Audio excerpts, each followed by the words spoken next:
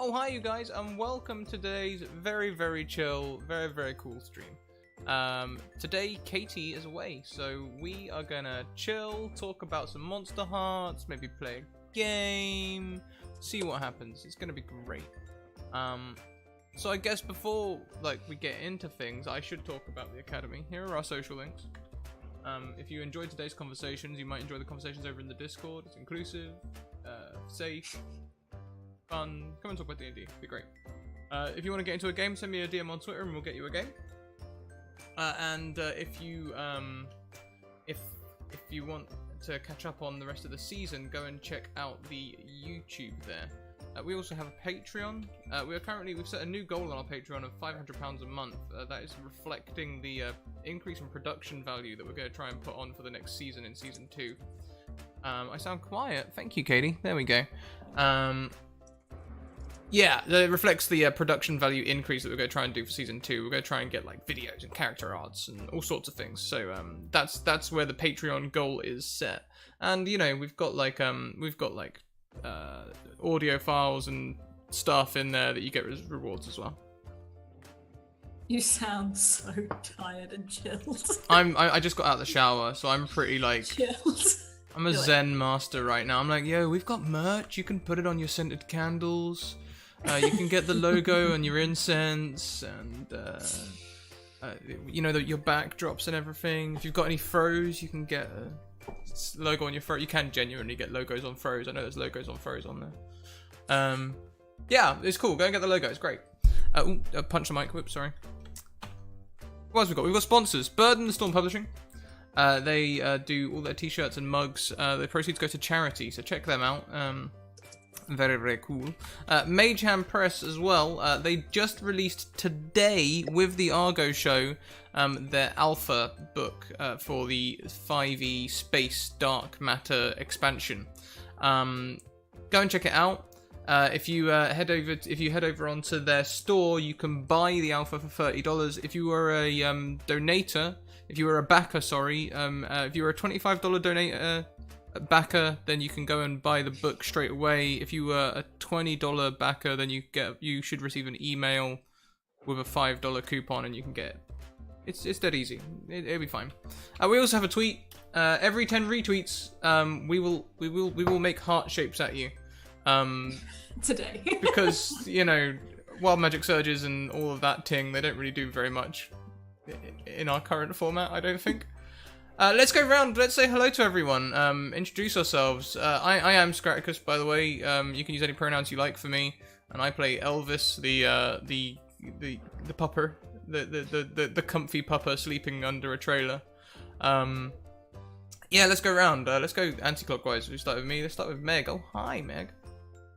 Hi, I'm Meg. In Monster Hearts, I play Quinn, who is the Fae. I think that's about all I have to say. Trying to think of what we usually say. Oh, and usually we say our pronouns. Me and Quinn both use she, her pronouns. So Lovely, thank you. Next around we have Dingo. Oh, hi. Hi, I'm Dingo. I usually play Claudia Harper, the Sasquatch with the musk, and we both use she, her pronouns. Perfect. And last but not least, Alice, taking a break from dropping bombs on everyone this week. How you doing? I do feel bad for my players this week. I do feel bad. I didn't intend Don't it. even lie. Don't even lie. Not as bad. Why are you lying? I'm not lying. I am Alice. Again, same as my character, she, her pronouns, or anything else you call me whatever you want. But I play Sandy. I almost said Toxvig then. I play Sandy. That would be amazing if you played Sandy Toxvig. Phillips? Yeah, Phillips. I keep saying Miller. That's another character. I play Sandy Miller, and I am the ghost. I am a Larry dead person, is what I am. And she's just about making friends again. And they drive off and they leave her, and she meets her old friends that killed her, and they're just not that bothered. I was bamboozled. So should we have a recap of what happened last week and then talk about how we feel and stuff from there? Who'd like to do that? Or should we play a game? Last person to touch the nose does a recap, or does anyone else want to do a recap? I'm trying to remember where we started last week. We were at the party. I remember I was in the woods. Yeah. Oh. I was like a wolf. We were waking up, or Claudia was waking up. We were in the. Were we already in the trailer? I can't remember. Oh, wait. I think we had left. Claudia and I had left. Right. And we left Quinn with June, the Yeah. one I clubbed around the hip with a stick. Yeah. And then stuff happened. And then Claudia got a phone call from her dad Oh, yeah. saying, "Hey, Elliot called. They need your help. What the fuck is going on?" Meanwhile, Elvis went for a swim.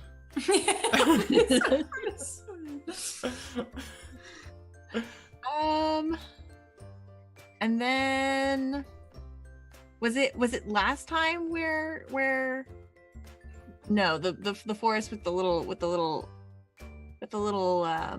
That puppet? was Come at the frog. that was the time. that was the time before last time, but I Yeah. was staying in June's trailer while you guys went off strategizing on how to beat Francis.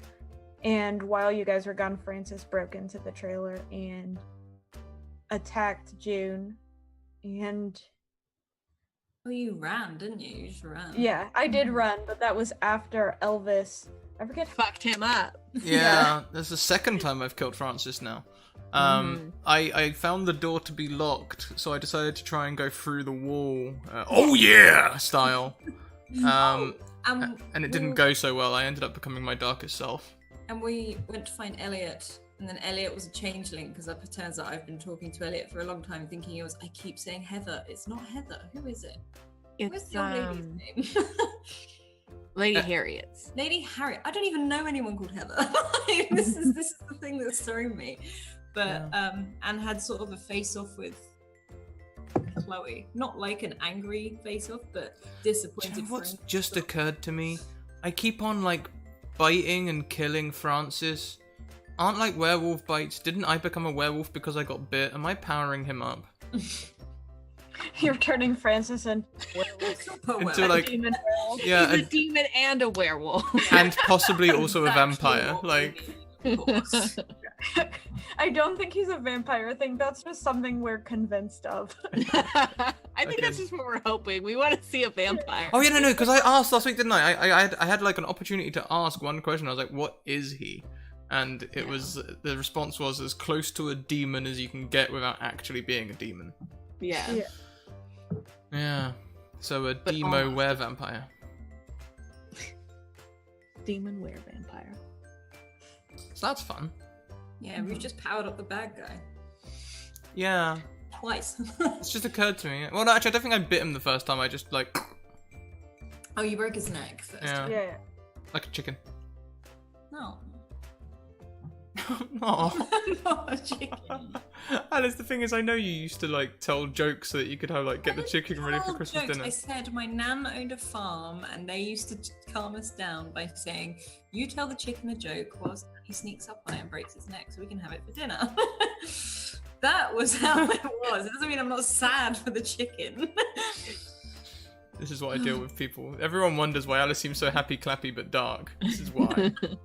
What was the That's bird that got snatched away by another bird? I vaguely remember why. you telling this Robin, story. the Christmas Robin. I vaguely remember you The Christmas telling us Robin, that you the laughed at it. crow, and then the cat, and then my mother with a broom. Come on, Alice. Come on. Tell you've got No, you've I'm got not viewers. trying. You got to tell the viewers now. They need to know. Come I on. don't want to know. Come on. Sheena's in. Sheena comes in. She comes in every session. She sits there. She moderates everything. She deserves I'm this story. pretty sure I've told this on stream before. It's really Okay. not that interesting. Okay. Well, stop peer pressuring you. Alice had a fucked up childhood. That's a lie. It was a great childhood compared to mine, wasn't it? My childhood was It was awesome. great. Yours was boring. Yeah, mine was boring. I never carved a pumpkin until I met Alice. What? Thank you. That's child abuse. Like, in my head. You never carved a pumpkin? No, I'd never Never carved a carved. pumpkin until Or really swam in the sea. What? and I grew Also- up. Carved you didn't- pumpkins you and swimming in the grew sea up- before I you grew even knew what those were. He grew up on an island like I did. I didn't grow up on an island, Alice. You grew up on an Planet is island. I grew up on a coastal town. And never swam in the sea. Well, no, it wasn't a particularly nice place, so you sort of ran the risk of, maybe getting a needle stuck in your foot if you went down the beach. Yeah. Yeah. That's kind of like where I live. Like, I live right in like a river valley, but everyone's like, don't go in the Ohio River. You'll like come out with a third arm or something. Yeah. Same with the Willamette. Don't go in there. Like the Thames, like you go in there, the Black Plague is still in there. You'll come out of it. You go in the Thames. If you can get into the Thames, like you need to take a pickaxe with you just to get into it. Like it's that thick, it's full of sediment. A nice body wash up at least once a week.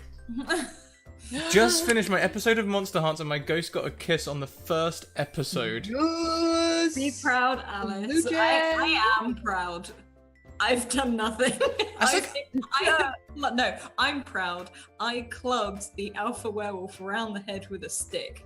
That's Hell yeah. achievement. This is the thing, so this is the first stream we've done really on the show where we do all the sex moves and emotional stuff, and we really haven't, apart from Dingo, who has been on it. And I almost killed a girlfriend. We haven't really got into any of that really. We've all just been diving around it. I'm a werewolf. I'm gonna go. We've got Oh yeah, I've been fully leaning into the dog thing. I love that. I've got my blanket. I've got a warm fire. I'm living my best life right now. But how does that stuff make you guys feel? I'm just going with it. I won't lie. I love watching Claudia do it because just so confident, even though she's not a confident character. However, I also love that we can say musk as often as possible just to watch Katie cringe. Like that. That's the best part about it. But yeah. Stop saying musk. No. You invited me here. Musk. Yeah. For a minute, it looked like you two were gonna get Quinn and I'm pointing at the screen you two. It looked like Quinn and Claudia were gonna get a little bit close, and then Claudia had this whole werewolf leader offer and just sort of ditched you, Quinn. Just gonna see who I can get. Yeah. Well, I think that's more Dingo's. I just want to backup girlfriend, and I like it the because player kills one of them. right. There's a kind of love triangle almost happening, but everyone involved is too awkward to actually go. Exactly. My thought was maybe I can tangle all this up and get Claudia between a rock and a hard place, and we'll see about that. We'll see what happens. I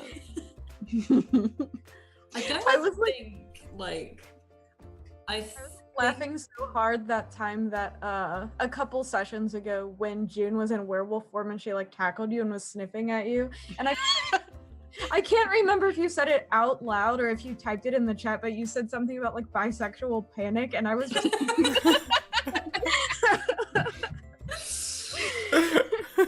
Katie's goal is to constantly make me a bisexual disaster. And it's not a bad goal, to be fair. I mean, it works It's pretty not. well. Oh, I love it. Yeah. Hey, guys in chat as well, if you've got any questions, fire them at us today. We're just... I think we're mostly just chilling and chatting today. I think that's our plan. So, yeah. No, I think Sandy has come close to it, but it was too much. Oh my god, I found my own dead body. Back away, back away, back away. It's been more, I think, the shock reveals for Sandy than anything else. And actually, I'd probably say she's only really acting like a fairly normal person in the last episode or two. After she got drunk, and she feels a bit more relaxed because she's like, oh, okay, they know I'm dead, and they're not too phased by it, but that's probably because one of them is a werewolf, a Sasquatch, and a fae, and we could go on. I mean, let's be fair. Yeah, we learned about you being dead. Well, I suppose we learned about you being dead in a sort of air vent in the school a few way back when, but we sort of really. Elvis didn't believe it. Oh yeah, no, he doesn't believe a lot. Yeah. He probably does now. I mean, he didn't believe that he was a werewolf either, but, extenuating circumstances may have convinced him.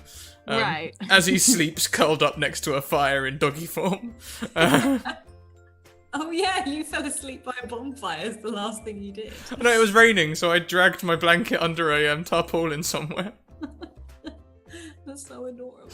I am. I'm a good boy. That's the thing. I'm not getting into any of this sex stuff. I'm just getting too tied up in this dog stuff. I'm just living my best life as a creature. Like literally, we have to be like, "Oh, who's a good boy?" And you'll be like, I'm not, you know, it's not like I'm adverse to it or anything. I just apparently really enjoy being. This is like at the time when we played Honey Heist, and I got so into being a grizzly bear that I just forgot about actually playing the game. I was too busy just knocking over furniture and stuff. I was just like, I'm gonna go up the stairs. I'm gonna knock over the banister as I go. Like,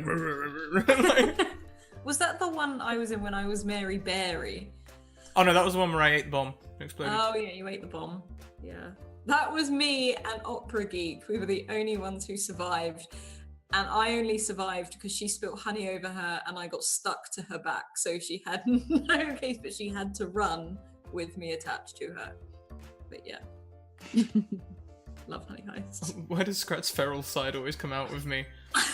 Apparently, you just bring people. Well, you get the bisexual disaster out of Dingo. You get the feral side out of me. Apparently, you just bring the best life out of people. That's Also, I still haven't played Honey Heist, and I've been dying to play Honey Heist. We have to play Honey Heist. I love Honey Well, Heist. hell, should we play a Honey Heist game over Christmas sometime? Let's do that. Oh, Christmas That'd be fun. Day, Yeah, like I'm arranging like 40 games over Christmas. So like, let's put one of them in. Christmas bear thing. Yeah, we can totally do that.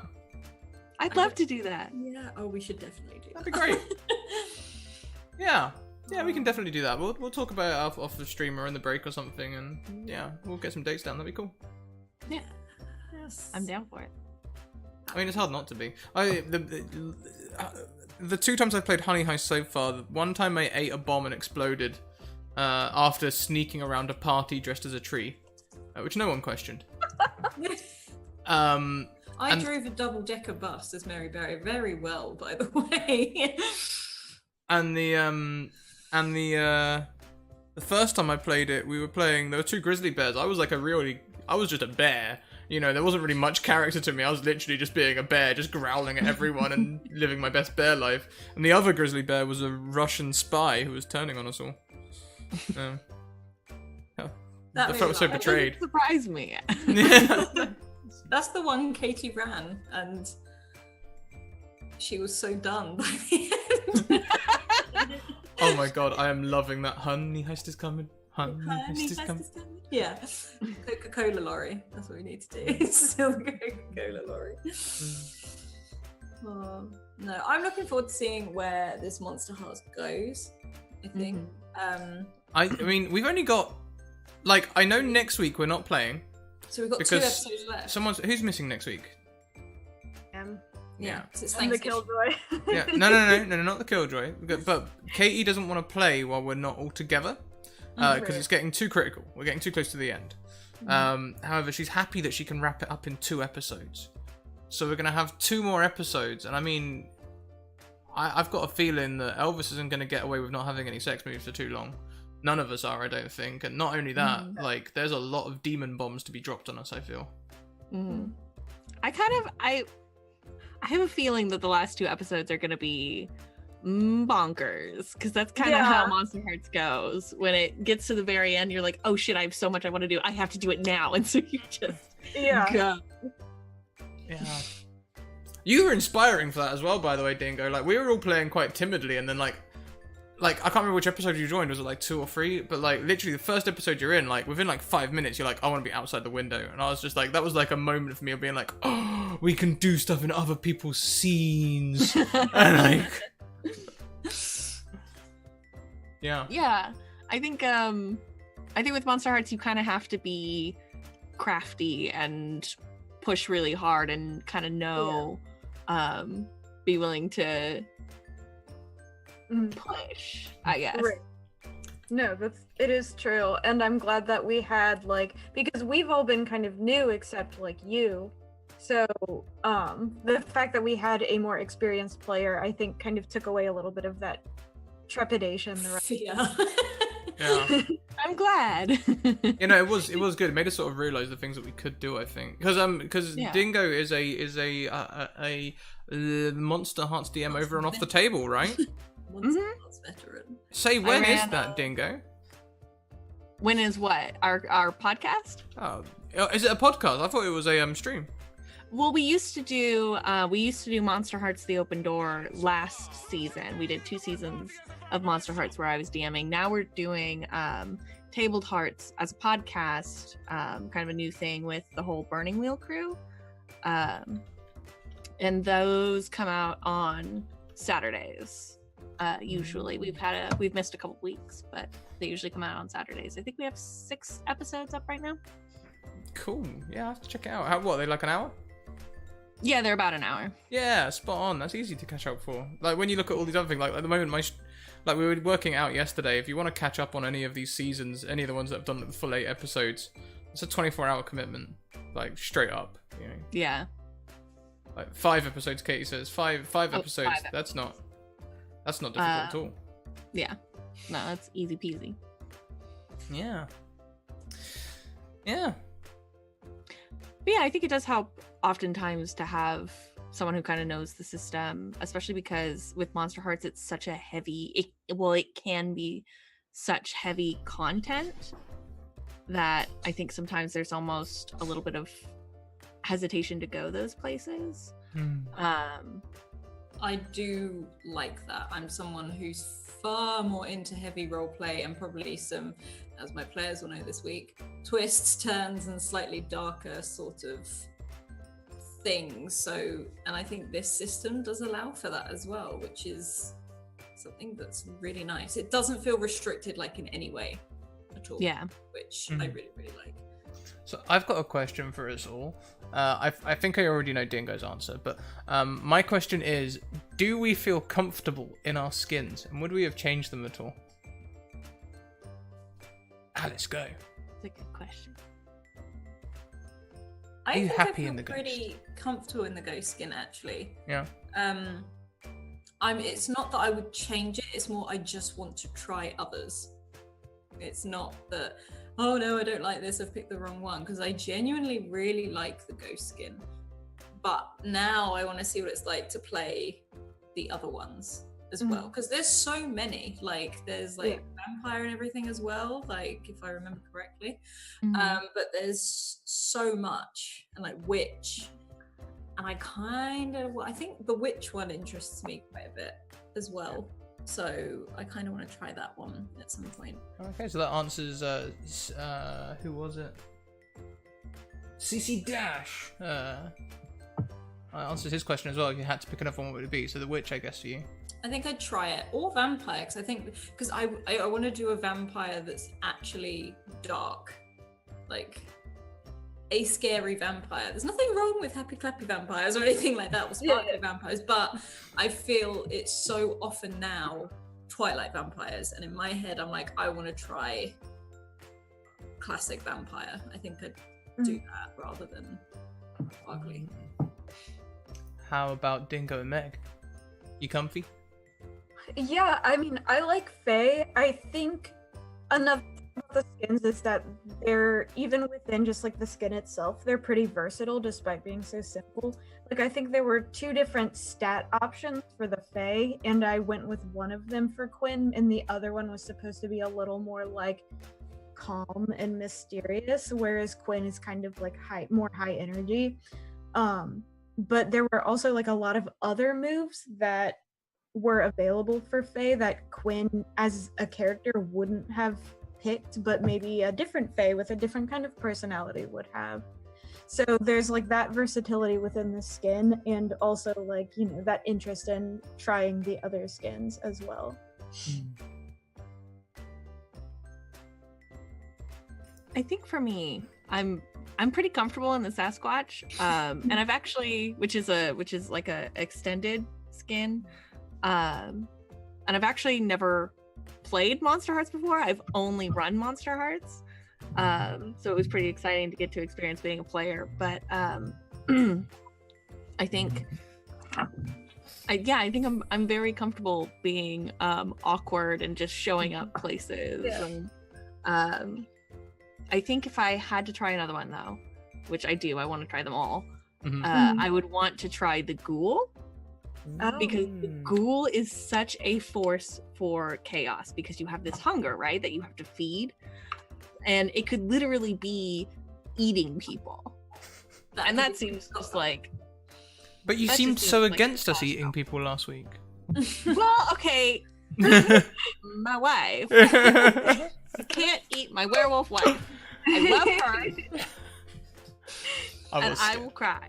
Yeah, so you've had someone try eat her, someone try club her to death, and someone try run away from her. Do you know what? Do you know what? I'm starting to think, no one else is getting clubbed to death and nearly eaten. I'm starting to put this on June, like, she just always seems to be on the receiving end of this. Yeah. Like, I need to Got a target written on her back. She can handle anything. She's fine. She's fine.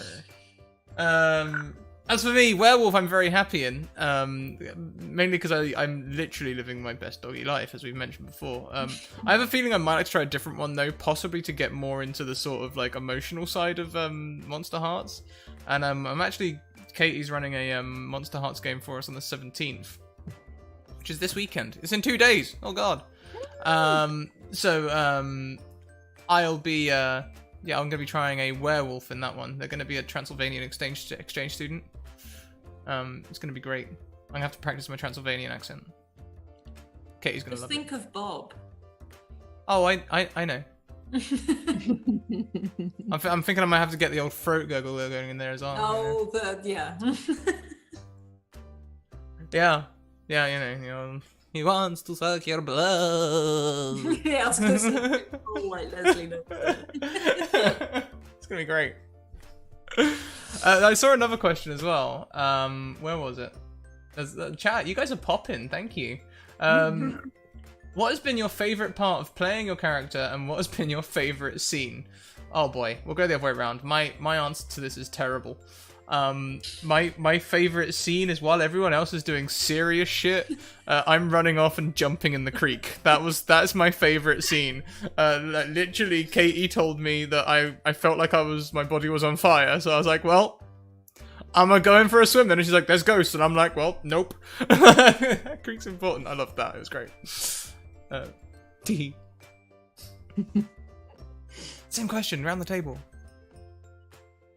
I'm gonna say hit June with a stick. I'm sorry. Like, that, and maybe there was a really tiny scene where I had a face off with like the really bitchy girl in class, like at the beginning, where she tried to get like a rise out of Sandy and didn't, and then she was a bit miffed about it. I enjoyed that as well. But yeah, clubbing June with a stick. And then feeling pretty bad about it. Not that bad. Yeah, you didn't feel bad. I think a lot of the scenes at the party, like the truth or dare scene. Oh my god. Oh, yeah. I loved that one. That one was really fun. I think that kind of for me dug into the like high school bit of it. Yeah. Kind of grounded it more in where it was. That was really fun. It was goofy. Oh yeah, what were we thinking? Like, we're gonna have a werewolf turning. Let's have a great big party. Here's the thing, is that I think I instigated that because I rolled something and failed, or I forget what happened, but Quinn had to say something to someone. I think I had It's one of my moves that forces you to answer questions, just Yeah, blurting them right out. I had to like say something to Claudia about like who I would kiss or something, so I like instigated a game of truth or dare in order to like make it seem smooth, and then it It was a brilliant way of doing that. And everyone else is like, Sandy, are you dead? I'm like, yes. Yes, I am. Yeah. Oh yeah, and the yardsticks, and when we had to explain what the yardsticks were, that was funny. Oh yeah. Yeah. Drinking games. Drinking games. It was so British. We managed to get drinking games everywhere. Yeah. I think Sandy the other couldn't thing get I drunk, would but say- she eventually did. The other thing with Monster Hearts, like you said, it allows for the more emotional side. Scrat, like you want to try the more emotional side. So I came in this game because I suck at that. Not because I can't do it. It puts me on edge. That puts me on edge. And I probably didn't do it very well this season. Well, I haven't done anything yet. But it's something I'm trying to do better. As a DM, I can instigate it. But as a player, I get too awkward myself. Like, I am Claudia, but Claudia's also very Then the Sasquatch skin might be right for you. Yeah, like, but yeah, it's just something I've never sort of encountered. And it does make me very nervous, but like, I joined this group because of the group and because of the DM. I'm very picky on who I would do it with if this sort of game came about, because I said to Scrat the entire time, and he was like, do you want to be in Monster Hearts? And I was like, this is terrifying. Why he's playing? Like, otherwise I probably wouldn't have played it, if I'm honest. Not because I'm not interested in the game. Katie as well. Yeah. Katie makes it very easy. Yeah, exactly. Which is why I did it, basically, because I get very uncomfortable in those sort of situations. But I'm hoping to get better in those situations so I can play it out and experience a different side of roleplay.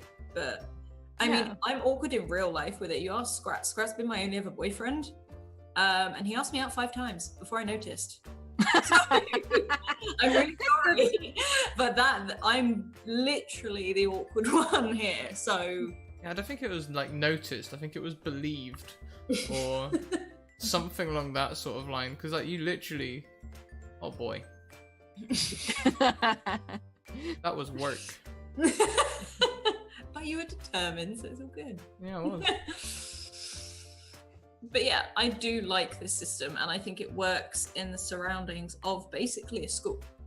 Because people are awkward at schools, or they're the opposite of that. It's you're in a scenario where you're surrounded by all these people constantly. Yeah, and all of these emotions and situations, exactly. drama. So you're just like, I think I said to Scrat after the first 2 episodes, I was like, I'm having so many like flashback feelings. Like, it's just like, I haven't been in like senior school, and how old am I? Oh my god, yeah. So like, that's too much maths for me. I'm just old.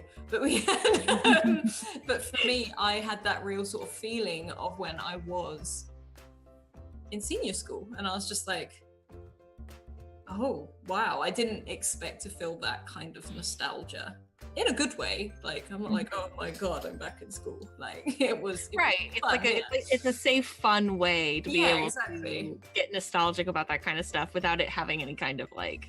Yeah, exactly. I love the irony of Katie's comment. It was fun to play Monster Hearts because it was a chance to live through things I wish I'd done. I'm dead in this, so I don't really know how that like computes for me. But yeah. Maybe experience would be a better. Yeah. I'm just reliving.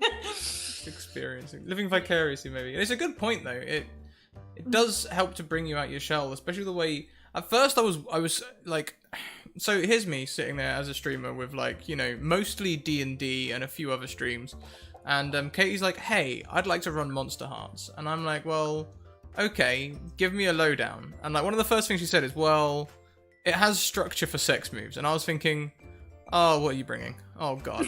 You know, like straight off the bat, I'm like, oh, okay. But like, hey, send it across and let's have a look. But I'd like to point out that's how Scrat summarized it to me and put me into like, oh my god, what? Like, because he wanted to be me to be in it. So. But it was fine. It was fine. What is interesting is that actually I think having a structure to the sex moves and everything makes the whole thing feel safer. Do you know what I mean? Like, because it's got a structure to it, sometimes you can stumble across things like that in things like D&D. And literally, as soon as you get there in D&D, well, that's all she wrote, you know? Like, we're in the wilderness now. There's no rules now. You're on your own. Whereas, like, with the actual structure to this, you can, you know... It doesn't... It's all structured so it allows for it not to be... Not that I think anyone in this group ever really would. You'd have to get the really right... Like, would abuse it if you see what I Right. mean. I feel it's structured well enough so you wouldn't have that problem. Yeah, So and I mean that's that kind of that's the thing I love about this game is that it structures it in a way that sort of cultivates this trust with each other. And going back to your earlier point, like being picky about the people you play with is kind of important with Monster Hearts, given everything that it explores, and it's really a wonderful game once you really dig deep into the trust and the faith and the vulnerability that it kind of cultivates over time. It's just like one of my it's one of my favorite systems, so I get very excited talking about it. No, I have to admit, I'd never heard of it before at all until Katie brought it here. Mhm. And now I'm like, actually, I really like it. I'd play it again and I'd see where else the story can go or what other options you have, because it's very open. It's not like you've been given a module and go, you play through these steps to get to the end, which is nice because I'm a big homebrew person as well. So it's nice to be given a basis and then work with that and explore certain things. And it's also one of those games where you can meet everyone at the beginning and go, what sort of game do you want to play? It's, what feel do you want to have in this game, which I really, really like. Yeah, definitely. Mhm. And I think it's so melodramatic that it can be both fun melodramatic and like really emotionally invested melodramatic at the same time, because one of the rules of the game is literally keep the story feral, so it encourages you to cause drama, to do crazy things. You mean like nearly eat someone? Yeah, exactly. It's like my one thing that I'm gonna like stick to with this whole thing. I mean, although I have, I'm still holding that claim to fame that I've killed. So far, I've got the highest kill count on our big bad. Yeah. Yes, you have. I just keep missing him. I'm out there with my stick, like, where is he? Miss him every single time. I think we somehow have to get something stronger than a werewolf and a stick. Yeah, I don't know. I'm a pretty mad ghost with a stick. Like, I'm angry. Like, kill me. I'm like, just take me to him. I'll like hit him with this stick for the rest of his life if it just takes him away a tiny bit at a time. I mean, last episode, as in like Argo 37, I did manage to kill an alien with a butter knife. That feels pretty. That was rather amusing. I can't believe how high you rolled on that. I'm starting to think we've maybe got a brand, Alice. Yeah. Yeah. Just brutal guerrilla warfare. Oh. Yeah. Has anyone else played it? I know, Dingo, you've played it on other systems, but I don't actually see it on stream. There's a couple of different channels that run it. I know Matthias, who played in the Open Door, is running a Monster Hearts game. Nice. When Summer asked me 2 seasons ago to run a game, I chose Monster Hearts because I had heard about it way back in the day, but never actually like played it or looked at it. I'd actually heard of the first Monster Hearts instead of Monster Hearts 2. Okay.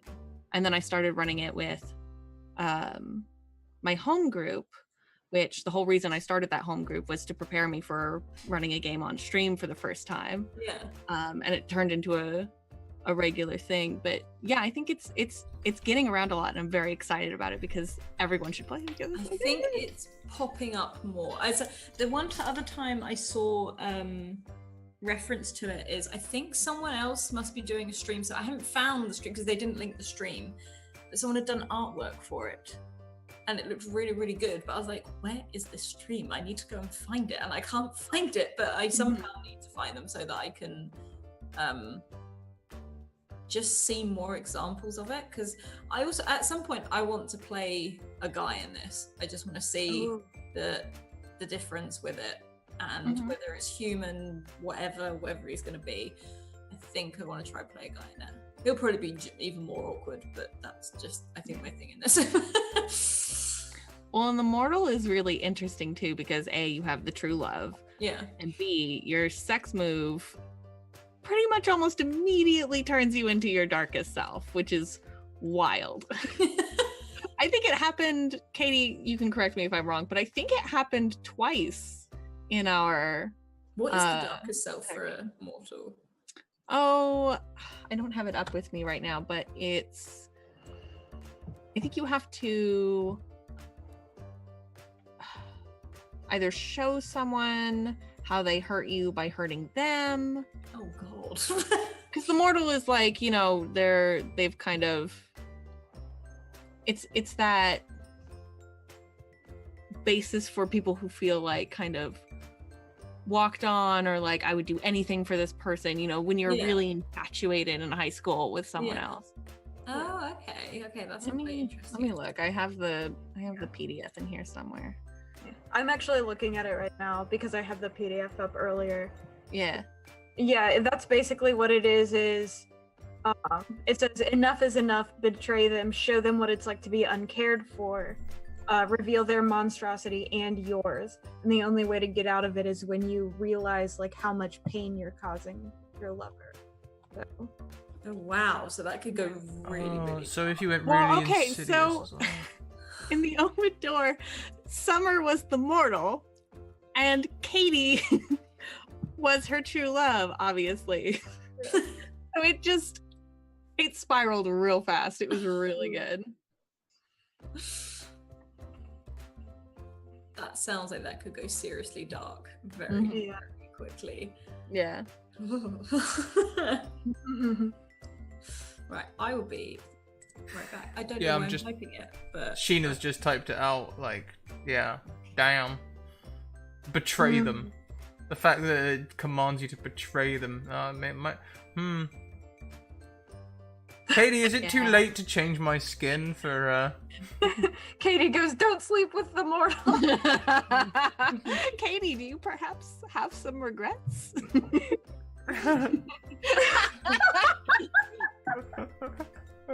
out of context to quotes, mortal relationships ruined my life.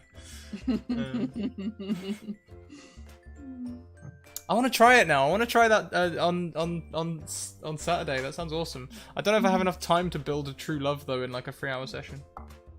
Yeah. Yeah, I'm interested to see how you guys tackle a one-shot of Monster Hearts, because I've always played Monster Hearts as kind of a bit of a slow burn. So Yeah. I'm very excited to see how this is gonna go. I mean, I imagine like Katie's just gonna have to like start off like all guns firing, you know, like maybe start us halfway off, you know. Yeah. Oh my god, you could literally like start us already in relationships and oh yeah. Well, yeah, that would be pretty ideal. Oh, okay, yeah, I'm excited.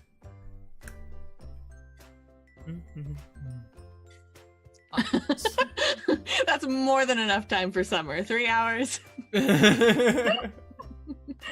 Aw. Chat is hopping right now. You start with a true love, you're already in love. Katie, I might have to make changes. I'm not sure if I still want to be a vampire. Where is that Be damn the PDF? mortal! Where is that damn PDF? I need to go find it. I should download it as well. Thing is, though, I keep downloading PDFs while like we're live, and I just watch the frames drop to 0 for like 20 seconds. I'm like, whoops. I should really stop doing that. Wow, we all talk a lot.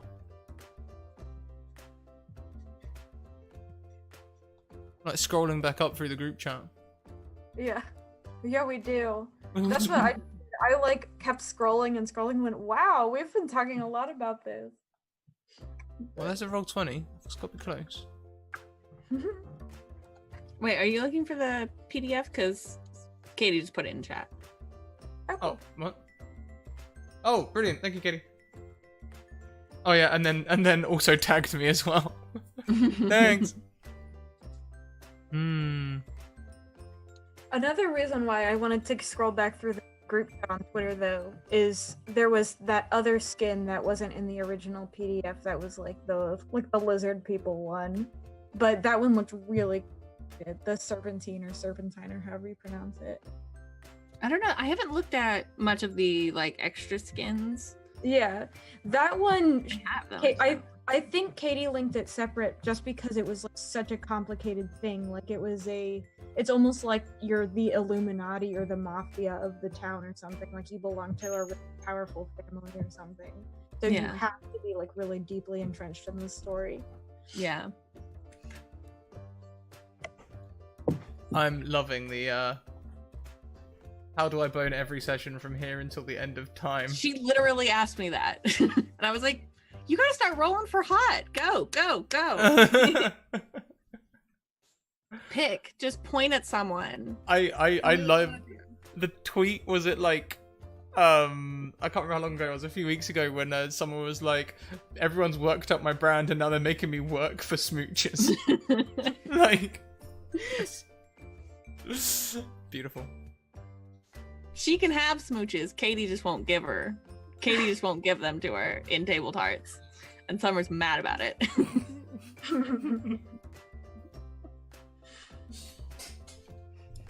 That's funny. That's funny. Mm-hmm. Yeah. Summer's just raging. Yep. She's real mad about it. So I start with a true love. That'd be amazing. Katie, I haven't actually filled out my character sheet yet. I've only told you about my my transfer child. I may have to make a more. Do it. Yeah, I think I will. And Scry's addicted to Monster Hearts. I'm gonna be like what's the insidious as fuck as well. I'm gonna make people cry. Decided. This is my brand. I'm going to make people cry. That is an interesting thing I've seen lately. Like, as a player and as a DM, what do people think your brand is? I mean, I did a thing not that long ago about what character class do people think I am, and that went quite crazy. And it was quite interesting because I saw people viewing me not how I thought I was or what I was, and I'm now seeing this thing go around about what do you think your player or your DM style is, basically. And it's quite interesting. I'm sort of curious as to what everyone thinks, and like I feel Scraps might be to make people cry as a player but suffer as a DM. Not actually like cry, but I'd like them to feel the same pain as crying. Right, okay. In a controlled, fun way? Can I make this sound good somehow? No. No? Okay, well, never mind. But yeah, no. Yeah. Honestly, if I can make people feel the way everyone felt at the end of Eden yesterday, Alice, I'm still reeling from that. I didn't sleep last night, guys. I stayed up all night. It wasn't that bad. You knew what was gonna happen. You knew the person. We finished playing at 1 a.m. We were still decompressing at 3 a.m. Alice went nuts. She went ham. It's fine. I love crying, says Summer. How, talking of like crying, how was this weekend? Like, apart from like the bit we saw on Off the Table, how Dingo, Summer, Katie, how was it? Did you have fun? My internet went out for a second, so I was frozen. What? Oh. I didn't hear what you asked. I was asking how was the weekend with like you, Summer, and Katie? Oh, it was amazing. It was so much fun. Yeah. Yeah. We were all very, very, very excited to be in the same room together again. And I got to meet our cute cats, and yeah, it was a lot of fun. And we played some Starcrossed. We didn't play Stardew Valley all there together, even though we planned to. Katie got a game that was 183 days. It's like a 2-player role-playing game from Matthias. So good if you're looking for a 2-player role-play game. I highly recommend it. I loved it. We all played Lady Blackbird together, and everybody made each other cry. It was perfect and amazing. You guys are so good at that. Like, yeah. There's a difference as well, I think, playing IRL, especially with the people you've played with on stream, and then getting to play with them IRL. Mm-hmm.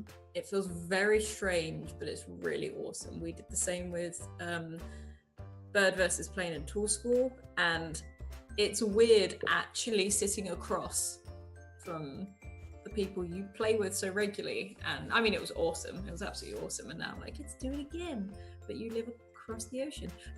So it's a bit difficult in that respect, but it is nice doing IRL every now and then, I think.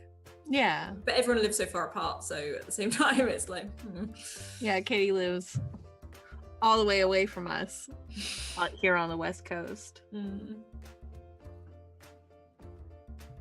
Yeah. I mean, it's the thing, we're sort of like looking at Canada as an option, but like even then we'll still be like a long way away. Yeah. Well, America is so big. Yeah, I was gonna say America's huge. Yeah. I'm not sure how many like Englands you could fit in America, but I've got a feeling it's Yeah. a Yeah, but metric shit ton. Texas is bigger than the UK or something, isn't it? Yeah, oh yeah, it's like 4 times 5, Yeah. 10 times. I don't know. I don't understand geography at all, but I know it's big. Yeah. One of my best friend's fiance is from France, and he like, I don't know, it's so weird to like me growing up in the Midwest, and it's like, oh, they're only like an hour away. And he's like, what? Like an hour drive? And he like thought about it. Yeah. I'm not too bad with like drives that are about 3 hours and under. Scrat and I, when at one point we had to live apart for like 3-4 years, and it was like a 3-hour drive, so that was fine. But any more than that, you start to think this is a long old drive. I mean, it took us what, 12 hours to drive to Scotland? Something like that. 9 hours, I think. 9 hours. Yeah. It wasn't the top of Scotland, but that shows you we can go from, because we're at the bottom of our country, to the top. Okay. So and that's it. You can basically. That's how long it takes me to get from like Oregon into California, like barely into California. Yeah, that's how small we are. Madness. Yeah, I live in like the southern part of Ohio, which is like north, but like just above Kentucky. I don't know, but it takes about 12 hours to drive to Florida from where I live, but 6 of that is just driving through the highway in Atlanta because the traffic is so bad. I have heard the traffic. I never hear about this, but I assume you guys must have it. What about high-speed trains? Don't you guys have high-speed trains? Yes. You know, like the sort of things I've that never been on a train. We have like Amtrak. We have a couple of.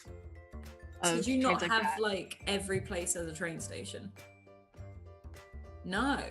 I mean, unless it's like local. So we have like in Portland, we have like the Max, which runs in the Portland metro area, but it doesn't go like all the way down to Ashland or whatever. I mean, even our like teeny tiny village in the middle of nowhere had a train station, and by that I mean it was a concrete block with a ticket machine on it that you would rock up to and hope for the best. Trains aren't a thing here, but you guys are so big though. Like, I mean, if you got like a Shinkansen train, you could probably get like across Texas in an hour. Like we did the length of Japan in about 2 hours. I mean,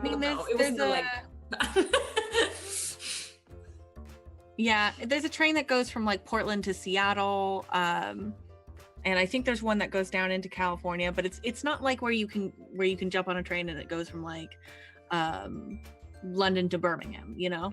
Yeah. Whereas for us, London is the hub. You get into London and you can go wherever you want, basically. Right. We don't really have anything. And then I guess you guys drive so much, like your public transport's probably not the best, right? Oh no, it's terrible. Like petrol and everything's so much cheaper, so it makes sense for you guys not to get on a train. There we go. Other dogs doing the fact check. But I imagine it's probably cheaper. Yeah. A lot cheaper. Wow. Like when we were over in America, I couldn't believe how cheap it was. It's made us come back here and just think, oh my god, How high are No the wonder we're poor. Like, this is why. Yeah, but the How thing high is, go on. how Yeah. high are the gas prices there? What is Like £1.22? What is it? Hang on. it's $1.25, which is probably about $1.50 a liter.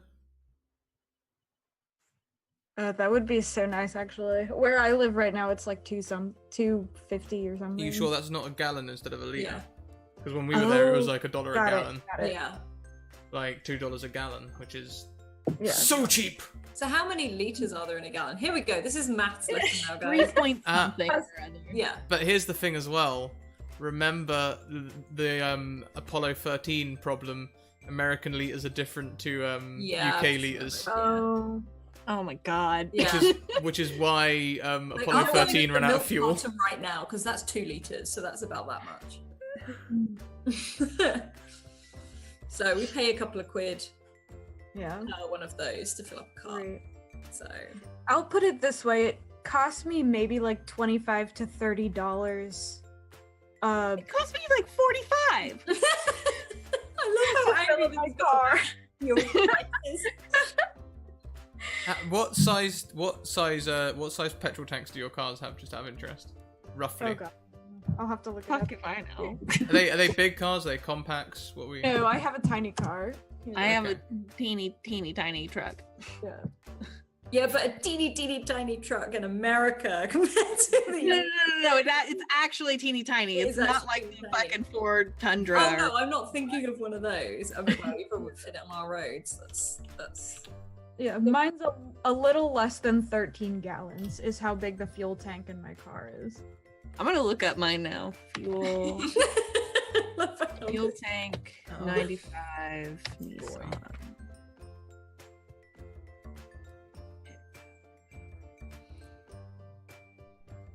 What's ours, Scrap? Oh. Okay, so it's 15 to 21. Okay. So you have a slightly bigger tank than mine. Yeah. What are you trying to work what ours is out in gallons? No, I'm looking it up. It looks like there's about 4 liters to a gallon.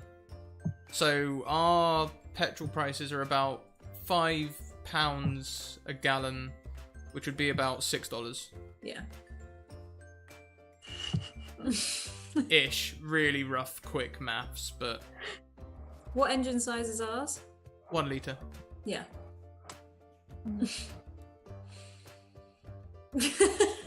We have like a go-kart We do. because when I have to drive to weddings in the city, I want to be able to park in a small spot if there is a Oh, spot. Mhm. So it's that sort of thing. And what we have had when we've had American friends over here is they are terrified of our roads. Well, yeah, because they're wild and you park on the sidewalk, which is We're not actually supposed to do What? it anymore. I think they're trying to put a law in for that No, now. no, they're not. As long as there's no double yellows, you can park wherever you like. Mark parked on a roundabout. That was illegal.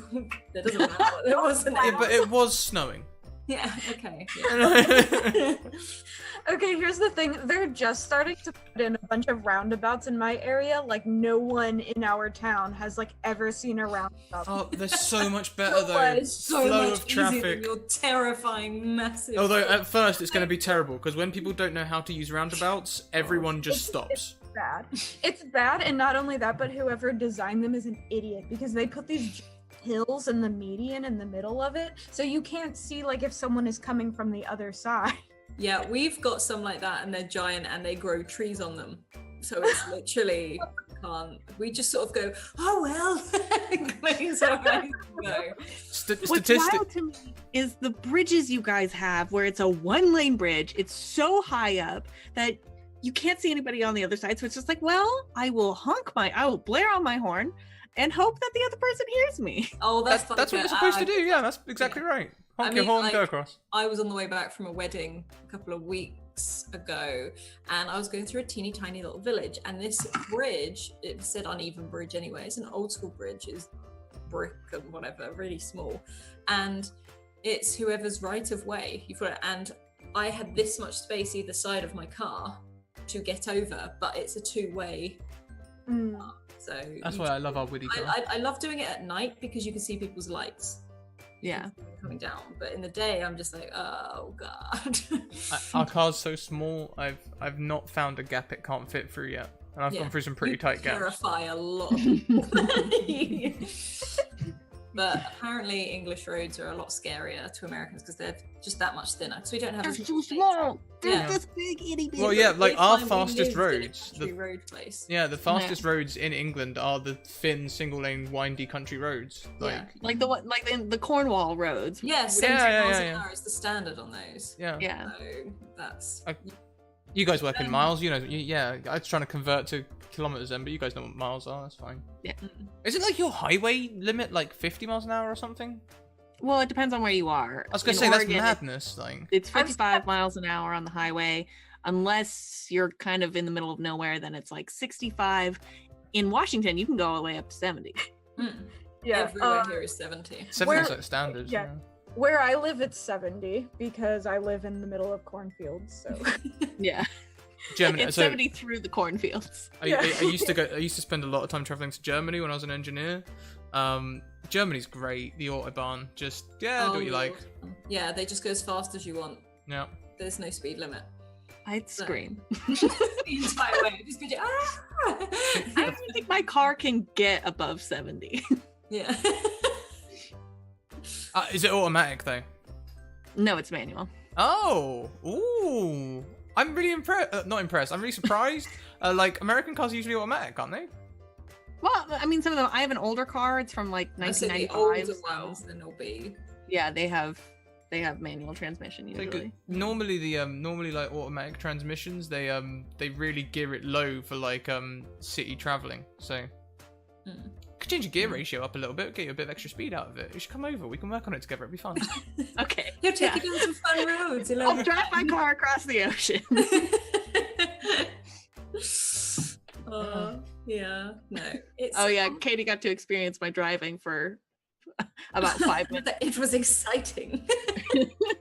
Oh, but we got to have a go in Jay's Jeep, and like stick shift is just the normal here. Yeah, it's you know, much like easier. Manual scares me because I What? feel I've lost control. Not manual, automatic scares me because I feel like I've lost control. I don't have the control. It just does it for you. There's no loss of control. No.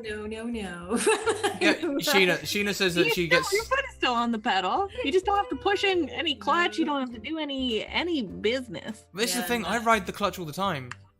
Like I'll just leave the car in neutral and let it coast for ages. I feel safer with that because I know the vehicle's not powered. Does that make sense? Like, Yeah. Also saves petrol. I'll do that down I-5 sometimes. If I'm going downhill on the highway, I'm just like, Yeah. easy claps. I used to send my car in stealth mode as well, and I didn't want like my family to know that I was turning up at like surprise parties and stuff. I'd make sure the road.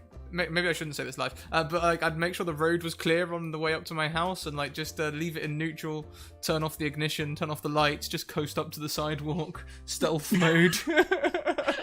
God. No. Well, because I knew that if my dog heard my engine, Yeah, it'd go nuts. So like, Yeah. stealth mode. Otherwise, everyone would know. Yeah.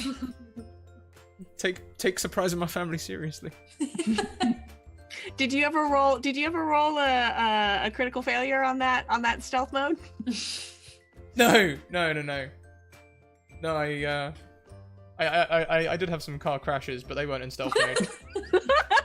that wasn't like the worst one for me was when we bought you effectively. We sorted a new car. It wasn't a brand new car. It was an old car that had just never been used. The person who had it had driven it like twice, and it was just it was in perfect condition. And we were like, oh my god, this is awesome. And then 2 weeks into it, it caught fire. No, Alex, it wasn't 2 weeks into it. I was driving it for like a year to uni Were and you? back. Yeah. Where am I thinking? I just really looked after it. That's why it looked so new all the time. I was really looking after this car, and I said to the mechanic just after it went into MOT, I was like, just before it went into MOT, I was like, look, the controls are getting really hot. You know, while you've got the bonnet open, can you just check it out? I think there might be like a shorting wire or something. Mechanical engineer. And he was like, yeah, sure, I'll check that out for you. And just didn't end up doing it. And then like literally a couple of weeks later, there was a fault in the dashboard, which lit up the back of the engine. So whilst I was going 90 miles an hour along motorway, my transmission just cut.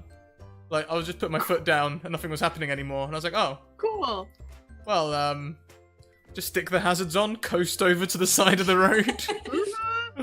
I thought my radiator had gone because I had a lot of radiator problems with my previous car, so I could see the smoke there, and I was like, okay, well, I know how to handle this. Open the bonnet, and of course, as soon as I put air on it,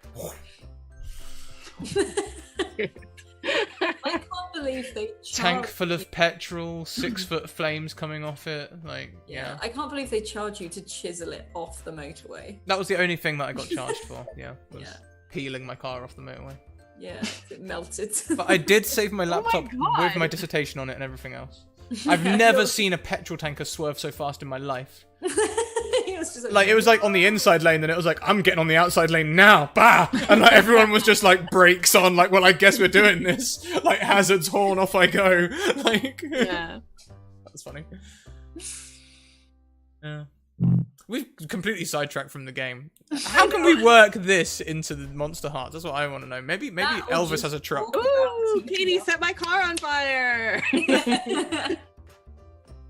Actually, I kept thinking about that in regards to, since like this town kind of feels like a town that would be close to kind of where I live or something, like just in terms of like where everything's located, and like we were talking about like driving out to the trailer park in order to go to a party. I've been to those parties.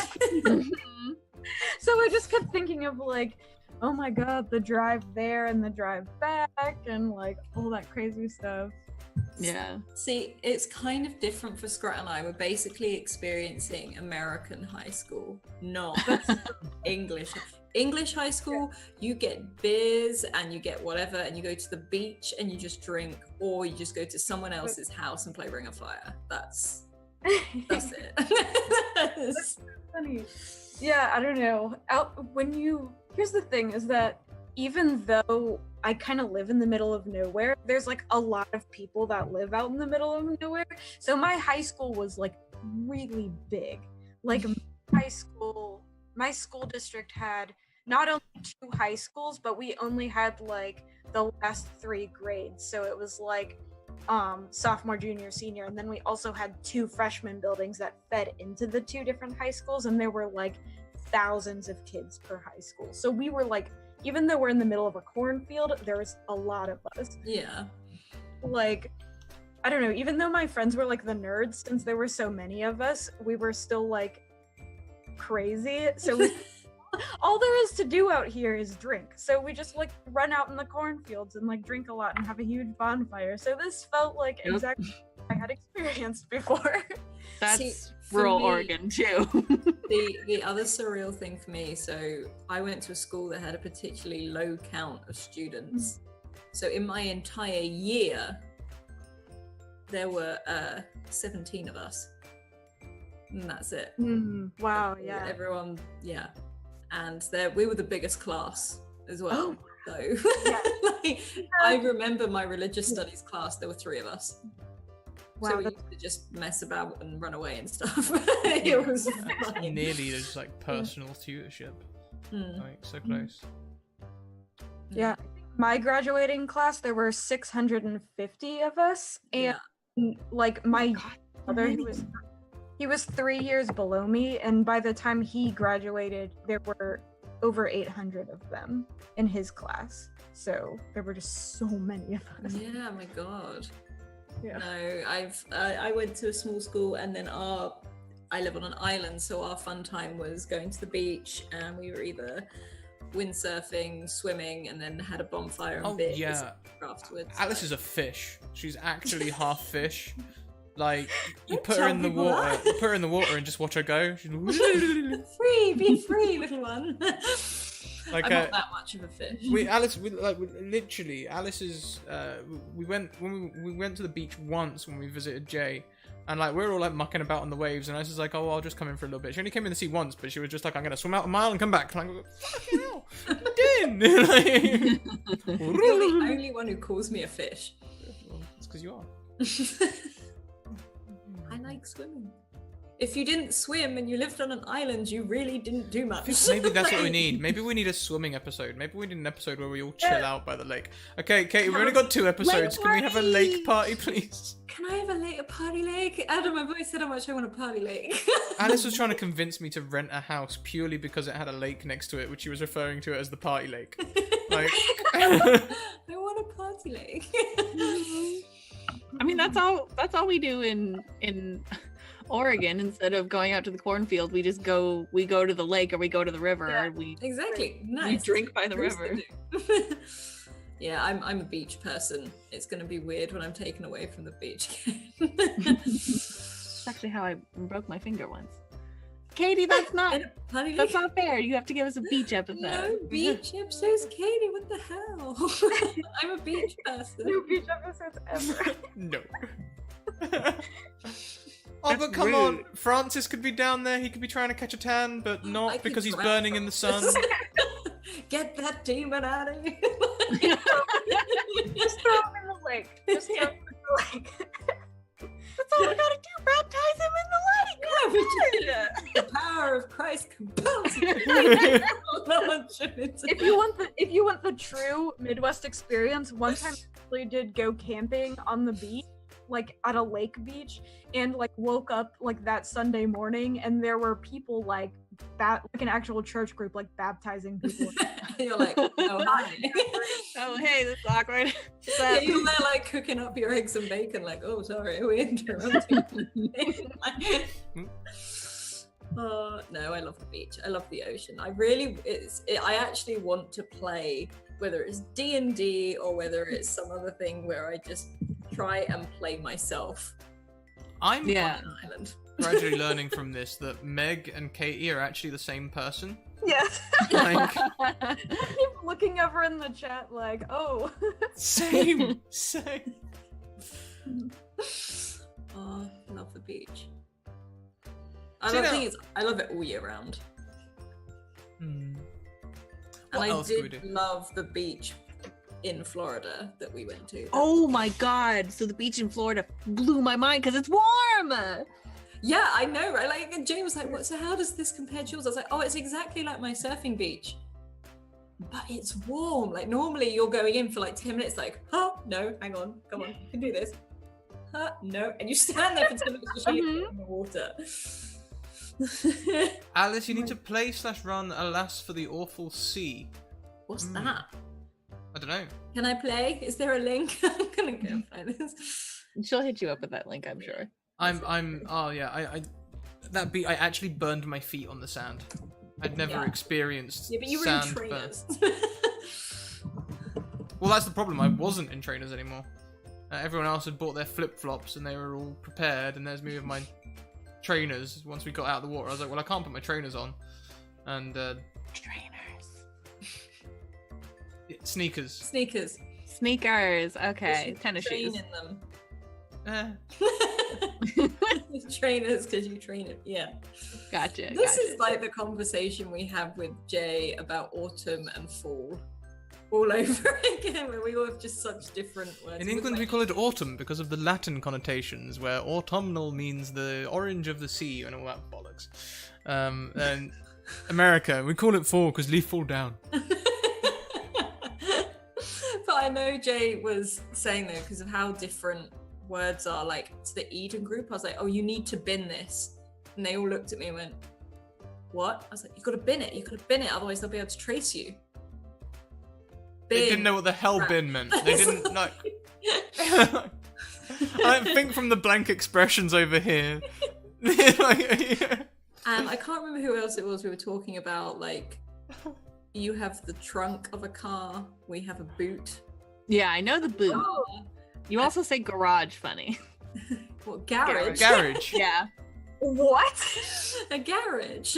Garage. Probably Yep. how it's supposed to be pronounced, honestly. It's probably not. I always thought that garage was like French or something, and then I looked at etymology and it was No, it's just garage. just Garrett. Yeah. We actually say it funny. You say all parts of cars funny. Like what? I'm intrigued now. Why? What are you? Well, Scrat called the hood of the car the bonnet. Oh, the bonnet, yeah. The bonnet of the car. Like you call it like the dashboard and stuff, right? Katie is quoting my favorite wait, Eddie wait. Izzard thing ever. Okay, in Yeah, chat I right do. now. Are you talking about the hood, like the part you pull up to look That's at the the end? bonnet. That's the bonnet. The dashboard. Yeah, no, that's just the hood. That's just the hood of the car. Pop the bonnet. Because you pop the bonnet. I mean, you do pop it. I'll give you that. If you think about it, we're just dressing our cars up. You know, bonnet is a hat. That's the front. Boot is shoes at the back. Like, you know, and you got the main Also, body of the It's car. a cuter way to think about it Boot than is a booty. how we think about That's it. what we were talking about. Boot is a booty. Is what we were saying. I can't remember who I told that. But like you have dashboard though, right? Yeah, the Yeah, I dash. was gonna say. we actually just call it the dashboard. Yeah. so- And like Yeah. this is so my great aunt lives in New York, and when I was growing up, she's like, you know, walk on the sidewalk, and I was like, Sorry. what? And she's like, walk on the sidewalk. I was like, what is a sidewalk? What is this? So yeah, I learned a fair few because my great aunt lives in New York, and she kept trying. She'd obviously picked up these words and was trying to. We call it pavement, by the way. Yeah. Get on Pavement is what we call the like tar on the actual road, like the Yeah, road. or everything's pavement, basically. Oh no, on we the call pavement's that got tarmac. bit, Yeah. and then the other bit's tarmac. Okay. Or road. Or road. English literally just go, yeah, that's the road. This is an important question from Other Doc. Does the car have pants? No. I- And if they did, they'd be called trousers because we don't use the word. I mean, you've got some trunking in there somewhere. Just suppose you could call trouser legs, maybe. No pants. Oh, No shirt either. Come to that. Boots and bonnets. Yeah. yeah, just boots, bonnets, and They're like the mushrooms from Narnia. You know the ones that. No.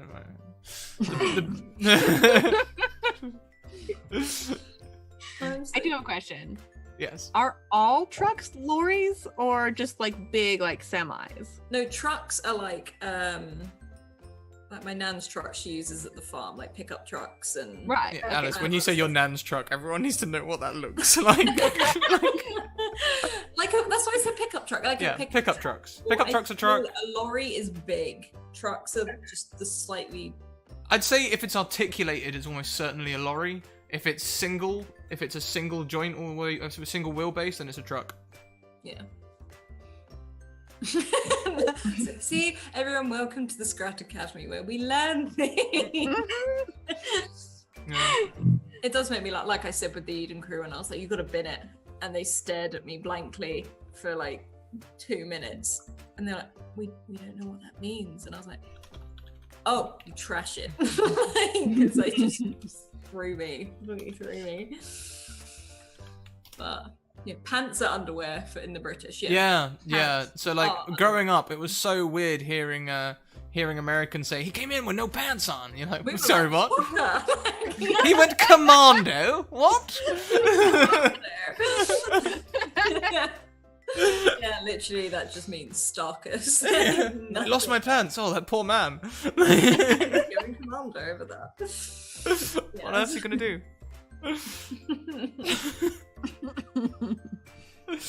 Yeah, I'm trying to think what other ones there are. There's tons of them. I do like Katie mentioning the Eddie Izzard thing about herb and herb. Because there's a Yeah. fucking H in it. It's a herb, yeah. Oh, it does make me laugh though. There's this bit of Emma Roberts not knowing what a rubber was because it's an eraser over there. What? Where? Do you guys call it eraser or rubber? We call it an eraser. Oh, Yeah. rubber. Yeah, no, it's a rubber, yeah. You rub it out. No, a rubber is a condom. Well, we might call What? it. No! No, a condom is a Johnny. Yeah, that's a Johnny.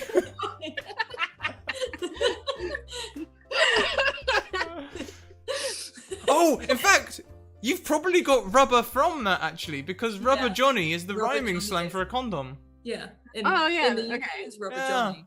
Which is, yeah. So we probably just shortened it to a rubber. yeah. Yeah, whereas we shortened it to a Johnny because that makes so much more sense to us.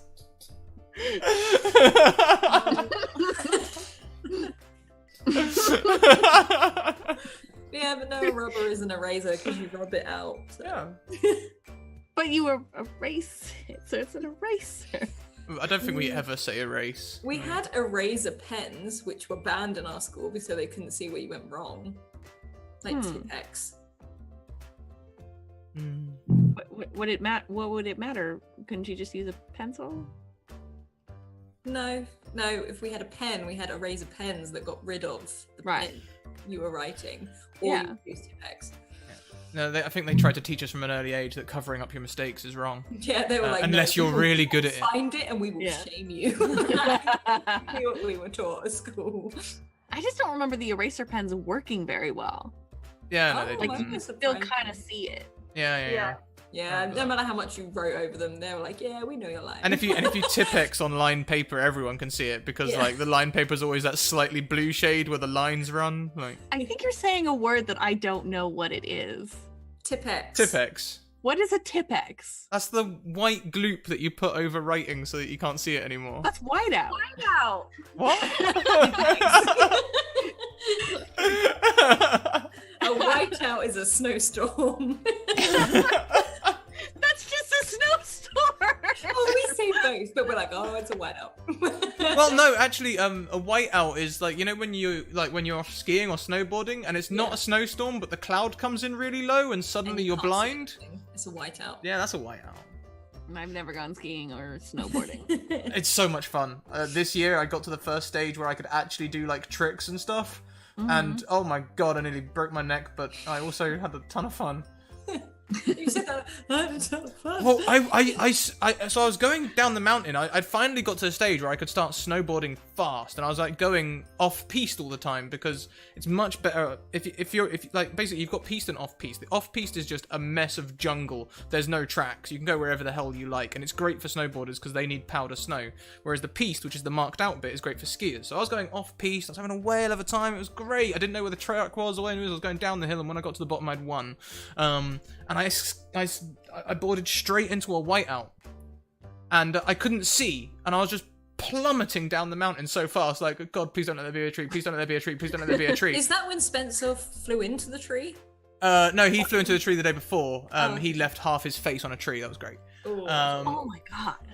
The goggles saved him massively. The goggles took most of the impact, so he just like scraped half his forehead across. But I boarded into this whiteout, and there wasn't a tree, but there was essentially a drift which formed a ramp for me. So I just went whoop, and like I managed to land it. But I essentially flew out of the whiteout. It must have looked epic. I wish like if anyone had filmed it, there's just probably me just coming out of a whiteout, like probably only like 5 or 6 feet in the air, but for me it felt like 50. So like, you know, like I've got this amazing image in my head. There's me skiing down the mountain, like screaming the entire way straight, because you could ski basically into the bar. So I used to then pick up a beer, a pizza, and some chips on the way out and go and sit and do that. But it is interesting that there are so many words that we don't have the same, I suppose. I know there's like the obvious, but like I thought Tipp-Ex was a thing for you because Tipp-Ex is I've never heard of that word. We've only really got one, and Tipp-Ex is the brand that make it, so you only ever call it Tipp-Ex. So yeah, we've only ever called it whiteout. I think it's the vacuum Hoover thing. Yeah. Yeah. Well, whiteout is also a brand here, I'm pretty sure. So it's probably the brand thing rather than Yeah. Oh, so it'd be There's like there's plaster and that tape band-aid. kind. I think that's called like correction tape. Yeah, I think that probably is. We've got the one that looks like a mouse, you know, the blue one, Adam, with the red nose, and you could like. I've got no idea what you're talking about, but No, yeah, it's sure. It's like a little round thing. It's got that little white tape in it. and Oh, I then know what correction tape is. I just don't know what Alice is talking about with this mouse business with a little red nose. They made it look like a mouse. Hang on, I'm gonna find it. There it is. Oh, it's Tipp-Ex again. Yeah, Tipp-Ex Mini Mouse Pocket Correction Tape. That is a mouthful. Hang on, let me get it up.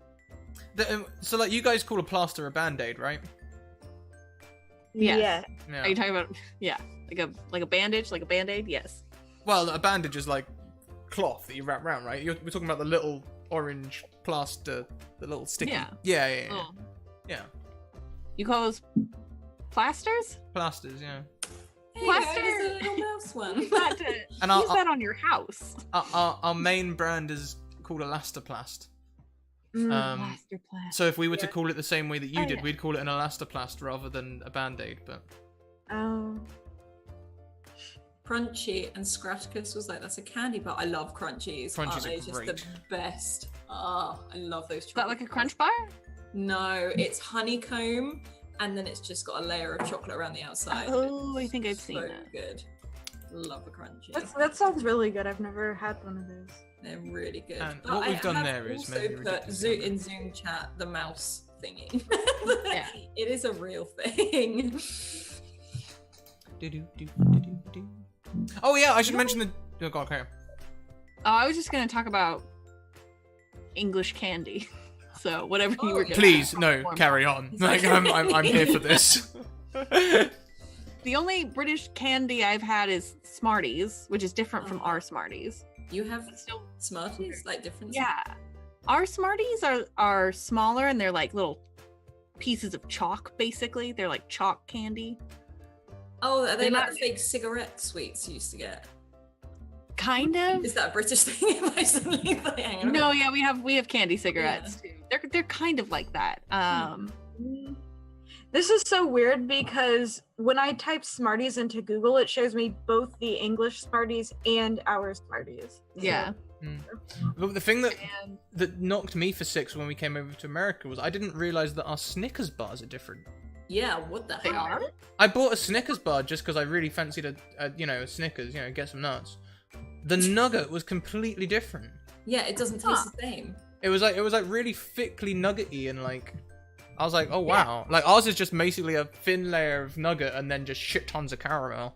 Ew. Like- Oh, your Smarties look like Parma Violets. I don't know what those are, but Yeah, they look like Parma Violets. Oh yeah, they do. they're little chalk candies that kids used to pretend yeah, they like were love drugs. hearts. That's what they look Yeah. like. You have love hearts, right? Yeah. So it's like they're like Parma Violets are basically if you want a sweet that tastes like your grandma, go for that. True. Smarties are kind of like, I don't know, they're weird. They're weird. They're like the texture is great. Yeah, it's a weird, like really smooth on the outside but chalky. Like What throws me off about your guys' Smarties is that I want them to be M&Ms, but they have like a weird flavor to them. it's the It's- different chocolate. It's the different chocolate and the shell. I don't think it's just the different. I think it's the shell because like Mm. I've had the Cadbury buttons; those are delicious. Mm. But I think it's something about the shell that tastes Yeah, different. because you've got the sugar coating on the outside, then you've got that thin, I think it's like praline or something to keep the chocolate from bleeding into the color. Yeah. And Okay. they also put a slight hint of taste to the orange ones and like a fruit taste. really slightly. But you don't really taste I've only ever tasted the fruit on the orange ones. And then they banned the blue ones for a very long time because of the E numbers and everything in them, and now they're back because now they're healthy. Okay, so do you guys in the States have wagon wheels? What a wagon wheel. No. Okay. So That's basically our version of wagon wheels are like great big biscuits covered in chocolate. All right, they're amazing. Not American biscuits, not like scones, like British biscuits, like a big cookie base. Mm. Oh, this is kind of like a ding dong, but with cookies. Okay, so now, I don't know what Do- ding dong. yeah, does Don't even. do you have the thing It's me. in America where Not ding quite dongs? the same because they're made out of like cake material, right? Right, but if you made them out of a cookie, it would be Mhm. like the same thing. Have Yeah. ding dongs got smaller? Yes. Do they claim that they have not got smaller? I don't know if they claim whether or not they. Because that's the big Oh, thing here. We're like, wagon wheels have got smaller, and they're like, no, look, we've still got the original prints from 1920. We've never changed the size of our wagon wheels. All the English are like liar. No. Technically, they're not lying. I can explain why from an engineering point of view. Essentially- Alternate them. Essentially, there are guidelines about chocolate, okay, and sweets in general. Whenever you put a weight on things, you have to be higher than the weight for it to be legal. Essentially, the minimum weight it can be is the weight that you get on that thing. So, to make sure that 100% of the biscuits you create can be sold, you have to get like let's say you make 10 chocolate bars, yeah, you'll have one that's like 45 grams, 2, 45 grams. Number 3 is 43 grams. They'll come out in a spread. You have to aim the middle of your spread so that the very end of the very bottom one will always be higher than your minimum thing, right? Yeah. So, Lost me, but yeah, keep going. because of that, yeah, as we get better and better at making things and we tighten up that spread because our equipment gets better and better and better, they can move their distribution closer to the limit. So they have in fact got smaller. The guidelines have never changed, but yes, they have got smaller. And there you go, everyone. That is why wagon wheels is. We figured it out. But like, Y'all can there's other settle things, down. like you don't have a flake, and I love flakes. Flakes are great. And What do you put in your 99s? Can you? There's a couple of places you can find them here. Oh, Like I found Ribena here too. What about Vimto? Do you have Vimto over there? Vimto. I don't know what Vento is. It's like it's either still or carbonated, and it's like a fruit drink. It's amazing. It's not. It's kind of similar to Tizer. I'm not a fan of those sort of things. But the other thing I was really sad when I Vimto. found that you don't really have, or you say yours are different, and that's Jaffa cakes. I was like, Jaffa cakes are one of my favorite things ever. I think. Oh, my brother loves those. Struggle, or like Marmite. I'd struggle if I didn't have Marmite either, but that's not a sweet thing. But Yeah, I Marmite's love. But no, I love Jaffa cakes. And I'm assuming you guys have like Whisper bars and everything. Whisper bars. I have to remember, Alice, Cadbury's got heavily imposed back in the day, as we're now mentioning in chat, because essentially I think the American chocolatiers got worried about the English chocolatiers coming over and stealing but everything. an American company has just bought Cadbury's. Or they're trying to. Someone's trying Yeah, no. Cadbury's has been bought by an American Yeah, I was company, gonna say, but that doesn't change the fact that UK manufactured chocolate is still heavily regulated in the US. Mm. So a lot of our favourite bars You won't get. just don't get over there. Mm-hmm. No. Or it's not quite the same. Like I know Cadbury They tweak chocolate it. in the US is way different than Cadbury chocolate in the UK. Oh, yeah, it's amazing. Well, I saw something of it when Erica came over to the UK. Be right back. She bought a massive bar of dairy milk over and just ate it. Yeah. Just sat there and ate it because she was like, it tastes so much better. Why does it not taste the same? That's what my stepdad did because he grew up in England, and when we went over there, he would buy Cadbury milk chocolate, dairy milk chocolate every single day Yeah. I love it. just because it's so much better. Can I have some, please? You getting snacks? What are y'all getting? Getting over dairy milk. there? Yeah. Is that a weird flavor? There's a Oh, Ribena. I still don't know what Vimto is, but Ribena is like a blackcurrant concentrate juice thing. I'd share my hummus. It's blackcurrant juice, basically. I asked for chocolate and you didn't bring me any. I said, can I have the chocolate? I said, can I have some chocolate so I don't eat your chocolate? I have a Reese's if you want it. I had my first ever Reese's this year. Oh, really? It never happened before. Really? My favorite. They're It pretty tastes damn good. really weird. Really? In a good way. Like, it is obviously peanut buttery, but Yeah. I That's don't know, it's more sugary. That sounds about right for America. yeah. I was gonna say, honestly, that's why I like it so much, because I don't usually like just things that taste like straight peanut butter, because it makes your mouth feel kind of sticky and heavy. So with Reese's, you get that kind of chocolate taste mixed in to where it's like it feels more blended. I don't know. Also, I I'm quite don't- sad if you don't have anything from dairy milk. It's got to be don't super. And the point of Yorkies. I love Yorkies. Well, everyone has their own set of keys, so they can get in and out of doors easily. He does this every single time we pass one. And it tastes like Easter egg chocolate. So it's awesome. Yorkies? Mm-hmm. No. Was Easter egg chocolate different than? No, Alice is talking about the 90s Easter egg chocolate. You know, if you buy really like cheap chocolate from Walmart and it Yeah. Asda for us, and it tastes like old Easter eggs back in the day. I think that's just our chocolate. It's wrong. We're like, yay, old Easter egg chocolate, and then you have, Cadbury's very thin. Mm-hmm. Super smooth.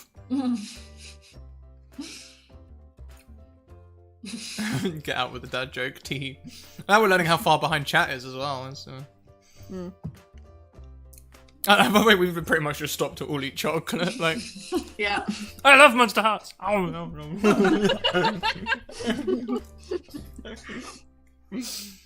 Oh no, but Mm-hmm. that means there's so many Cadbury's things you guys haven't got. Mm-hmm. But no offense, I tried Hershey's and Oh, I'm not a fan of Hershey's. Hershey's isn't that great. I think it's because I'm used to Cadbury's and then I Right. tried Hershey's. I was like, I like it, but I grew up with it. But it's also nice to get like Cadbury chocolate, and it's delicious. I don't. It's not that I don't like it. I don't know what it is. It's that if I'm going to eat chocolate, You'd rather, yeah. You have your mouth has an expectation when you think of like, yeah. oh, So then A when chocolate my dad bar. came back from working in America, he bought me a Hershey's bar. I was like, there you go, and I was like, yay, bit into it, and I was like, oh, what is this? Like, for me. But One thing that is very good over there is it called Ghirardelli's? Oh, Yeah. Ghirardelli chocolates are so good. That's so Yours good. always what was that? What was Like that? that dark chocolate salted caramel squares you can get. Yeah. Those are like nice chocolates. Like you buy yeah. Yeah. you want something fancy. I see Ghirardelli's as like American Cadbury's. Mm, for sure. Okay, yeah, I think that's a safe comparison. Mm. Or you know what I really love? The Lindor chocolate. Do you guys have the Mhm. puffy balls? Okay, so And there's it a just, like, shop near melts in us, your mouth. and it's a pick a mix lint shop. So you go in there, all they sell is lint, and it's really pretty. And you go in there with a bag, and you Best can chocolate. just so expensive. It's so good. Right? I pretty much only get it at Easter because it is expensive, and they have those little cute little carrots, you know, all wrapped up. Over or the here, little it's buns. Christmas. Unless you Yeah. have a lint bunny, you have the lint bunny, or Mhm. now at Christmas they do the lint reindeer. So And sometimes, if you're lucky, you can get a lint bunny in a lint reindeer foil. yeah, because Because they that happened a missed lot it. last year, where they just put the wrong foil on things and then distributed them at the wrong time of year. Like, kids were like, oh, I got Wonderful. a reindeer, and inside it's a bunny.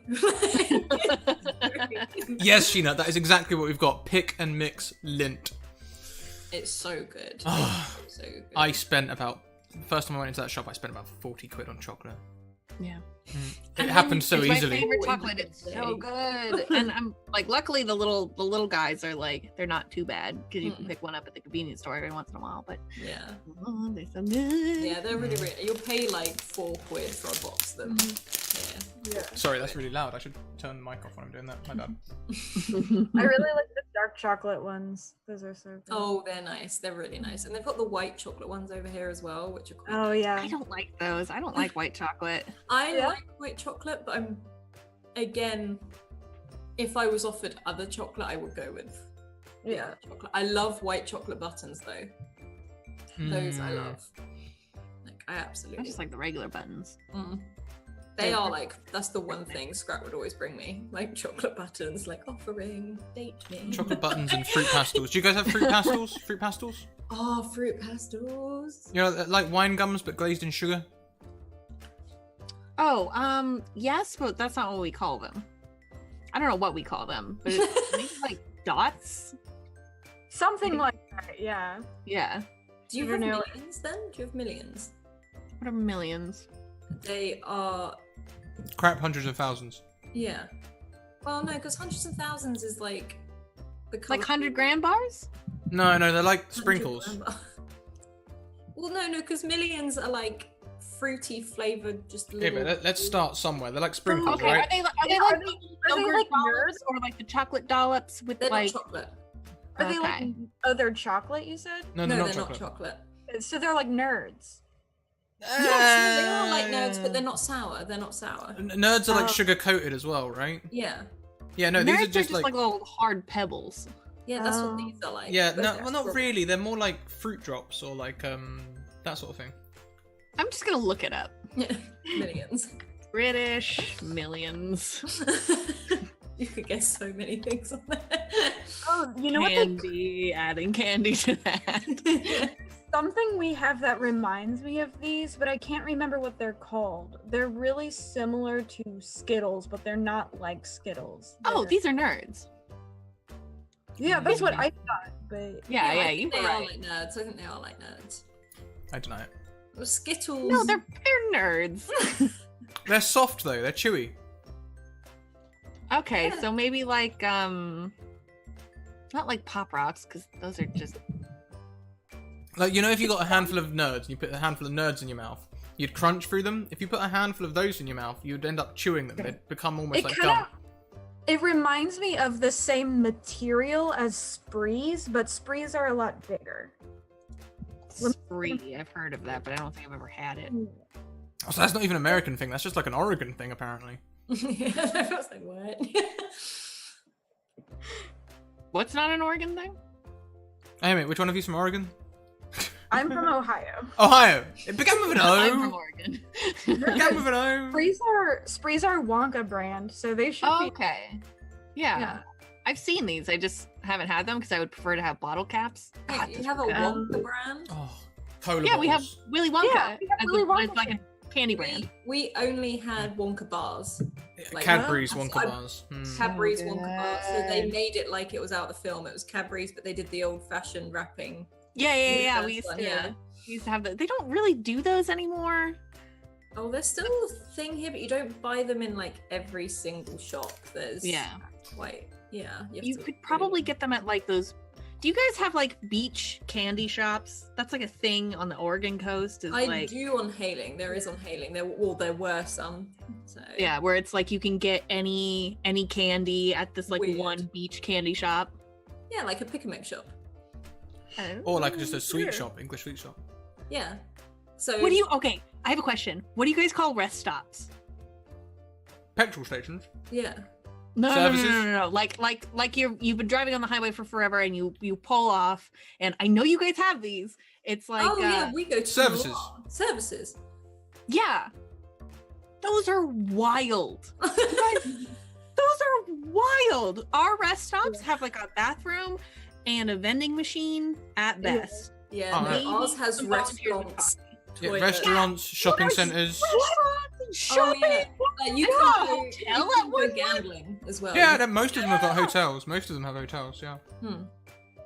Wild. Like gambling as well. was- And then you get those chairs that you can put like 50p in and they give you a massage. It's really weird. Mm. There was one I went to that had like the fanciest grocery store I have ever seen. Ah. It was like I a bet that's natural. M&S. I bet. M&S or Waitrose. It's got to be one of It'll those be two. M&S or Waitrose. It'll be Waitrose doesn't do services. It'll be M&S. Yeah, it's got to be M&S, yeah.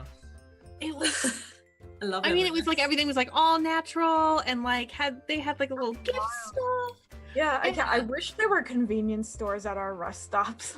Yeah. Right? Like, Meg, this wasn't even a convenience store. This was like a full-on grocery store. But we have it because, like, if you're on your way back from somewhere, you can pick up dinner on the way. Yeah, Whether- mini supermarket, Yeah. essentially. It's like a Yeah, we miniature just supermarket. get like sun chips out of the vending machine. We don't even have Exactly. one. Most service station, most sets of services, they'll have like one posh grocery store and one like regular one. So like you've got the choice. You can go in the cheap one or you can go in the nice one. You can go in W.H. Smith and get a really scary looking sandwich, or you can go to Yeah. M&S and get an M&S sandwich. Just like it, like, or you just go to the Burger King, McDonald's, KFC, or whatever else is there. Yeah, it's basically a mall. It's basically a mall Yeah. at these services. It's Yeah. incredible.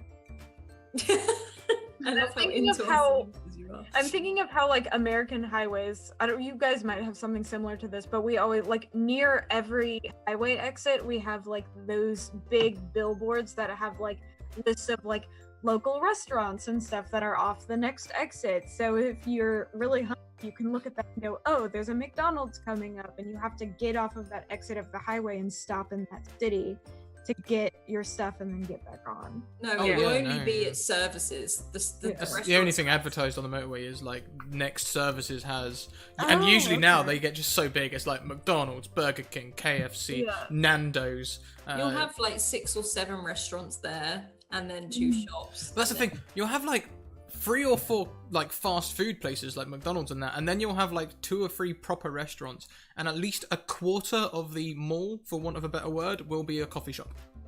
Yeah. Just one big coffee I think shop. I've seen kind And of it- equivalent to that. It sounds like you guys have like a car equivalent to like airports. Like our airports are basically malls. Yeah, that's Yes, true. That's yes. pretty much it, actually. Yeah. Pretty much like that. Yeah, we have that, and then what And we they have find really good is that Wi-Fi. Along the way, where we were when we lived a bit further north, there were Yeah. just American diners all the way along because we had a lot of Americans stationed in Norfolk and War that they set up American diners along the route. So we had those, but that was about it. I nearly threw my bowl on the floor. I was gonna like cry. Breathe. I elbowed my ramen bowl. I You're nearly. too chill. You have to be more careful. I do. I'm too relaxed. That's it. I want to move. It's not worth it. You and Alice have a couch. No, we have a sofa. Going back to these words. Is that a thing? You don't say couch? Yeah, we never say couch. Couch, it's sofa. Which is why you get the genius English people that have like the Sofa King. They're like, Yeah. our prices are so fucking good. It's always like, Yeah. Sofa King. Sofa King good. We have a street in Portland that is spelled couch, and you can always tell when someone's out of town because they say it couch, but everyone local calls it cooch. Cooch That's so is something funny. completely different. Alice, what is it? Is it what are the name of the places that are spelt the same but you say them differently? Oh, like Bosom and Cosham. Yeah. So they're essentially spelt the same. The only letter that's different is the C and the B. But one is called Bosom with an SH in the middle, and the other one is called Cosham. And they're like 5 miles apart. If And that. we're like, oh, it's Bosom and Cosham. And people are like, I'm looking for Cosm or Bosham. We're like, what are you talking about? What do you mean? No, you can either Bosham, that's usually what I you hear can it either go called. to Bosom or Cosham. Mm-hmm. That's like Housetown.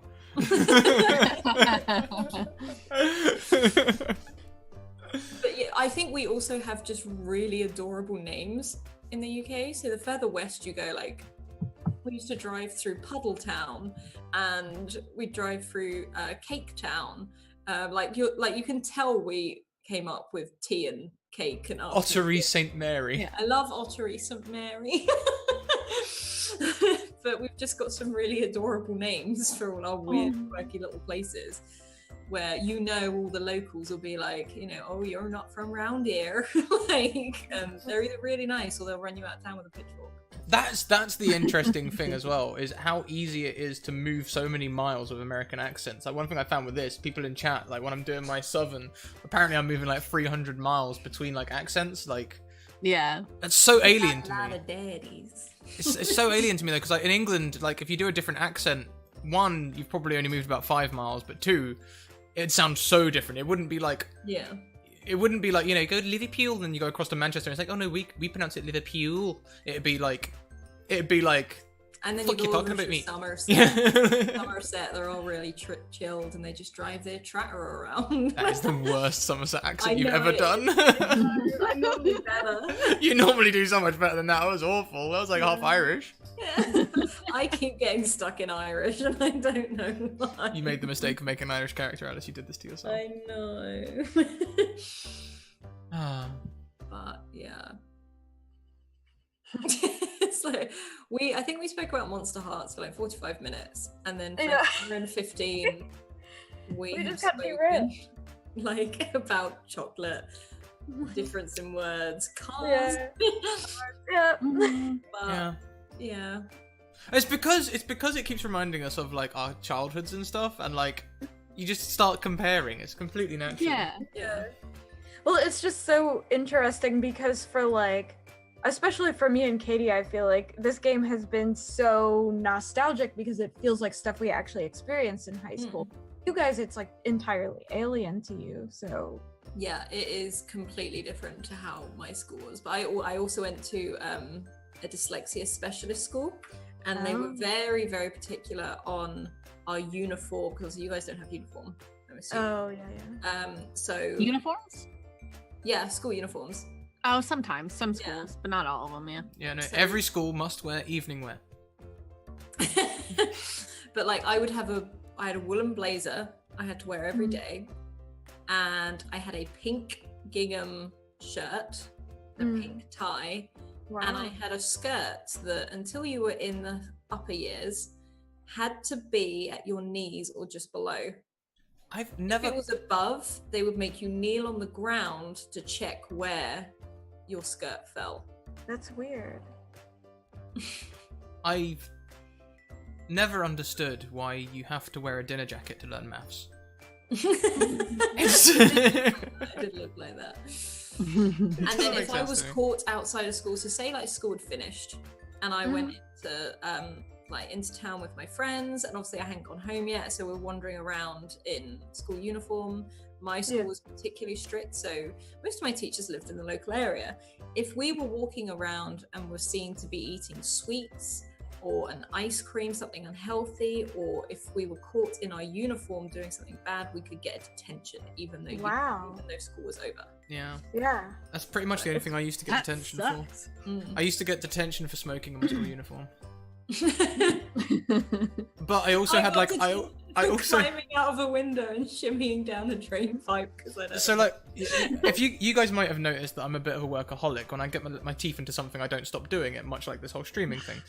So when I was at school, I was also working a part-time job. Part-time, I was doing about 40 hours a week as well as school. So like I managed to never ever have to tell like anyone in my family or anything that I had a detention, because I just worked it out with the school that like I'm like, look, I've got a full-time job, I've got like a part-time job to go to after this, I can't stay around here for an hour, just no. And then they were like, well, can you do 10 minutes a day? I was like, yeah, right.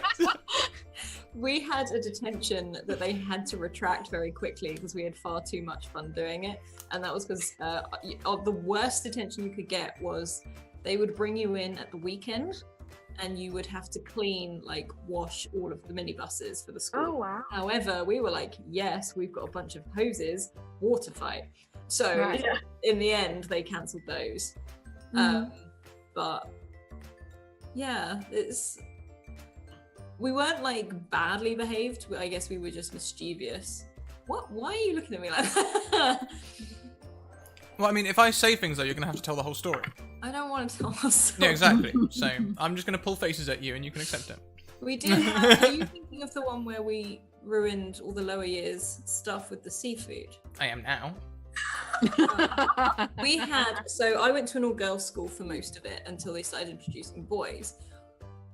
In my class, we had a lesbian couple, and the year below them would make fun of them for it, yell at them, tell them they were wrong, tell them it was disgusting, horrible, horrible stuff.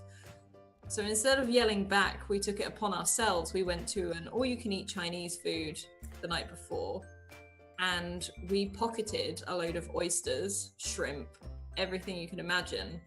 And then we all went in early to school, stole all of their locker keys, and put all of this seafood and rubbed it all over all of their school stuff. Oh my god, We that's put it in there because we all had different locker rooms as well. So we shoved them up the hand dryer so that even if they tried to wash their hands, they would then have a hot fish smell constantly on their hands.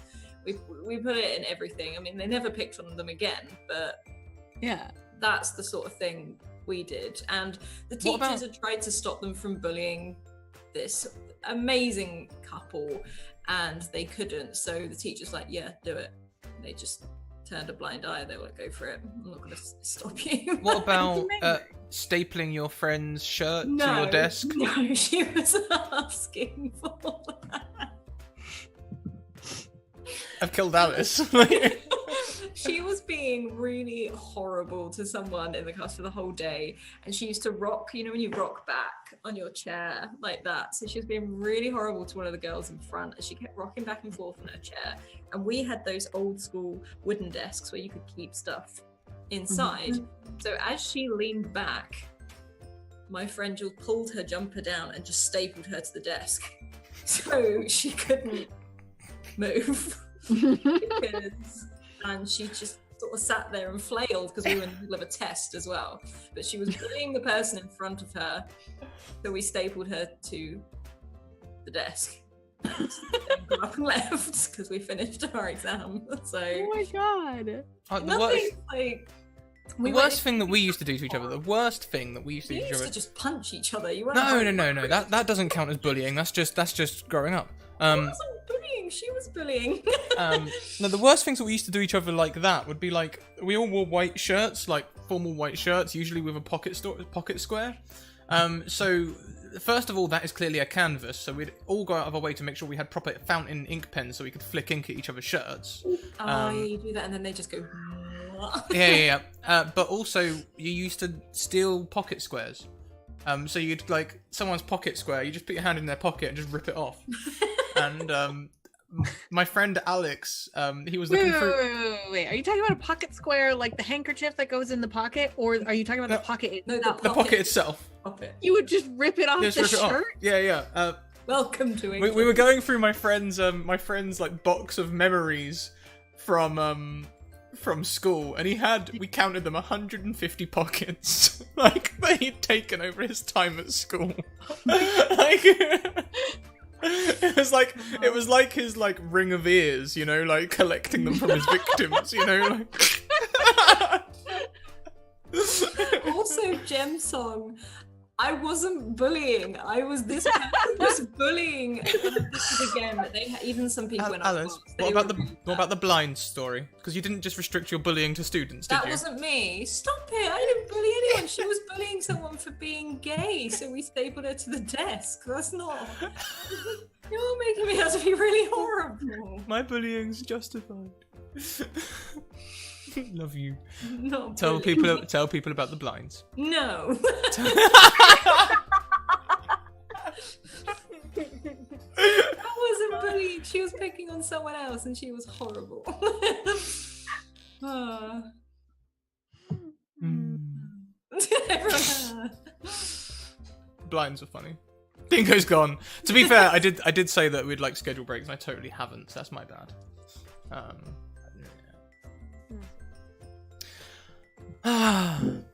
Tell us, Alice. People want to know. Sing for me, Miguelo. Sing for me. No, it was just we were in all girls school. I love how you precede all of your stories. Well, there was a really creepy guy in there, and basically they'd hired this guy to come in and hang up blinds. We weren't torturing a blind man. This was a man who brought blinds for the windows for our school. And he was really, really creepy and really lechy. We were all like 14 years old. And he would like awkwardly try and like touch you and stuff like that. So we stole his blinds. Whilst we got one of them to distract, we stole all of his blinds and we hid them about the school. And I went back there like 6 years ago and they're still there. So that also shows how thorough the cleaner is, by the way. That's it. That's literally it. Oh. And the time you flooded the toilet. I didn't flood that toilet. Wendy and Jules did. I didn't do that at all. Basically, I'm you gonna know get some water. you know St. Trinians? Do you know What? St. Trinians? School for wicked girls? Okay. No. Well, check that out. That's basically Alice's school. Like, that's basically what they got up to. Like, we just used to get into, like, fights and stuff. That's all we used to do. Like, yeah. We used to have one game that was pretty fun. It was called, I think we ended up giving it a name like Ball of Death or something, where basically the rugby team would run around the field with a rugby ball, and they'd throw it at someone and then chase them. Wow. Like the whole rugby team. It was great. Oh my gosh. I like to think of that as enforced fitness.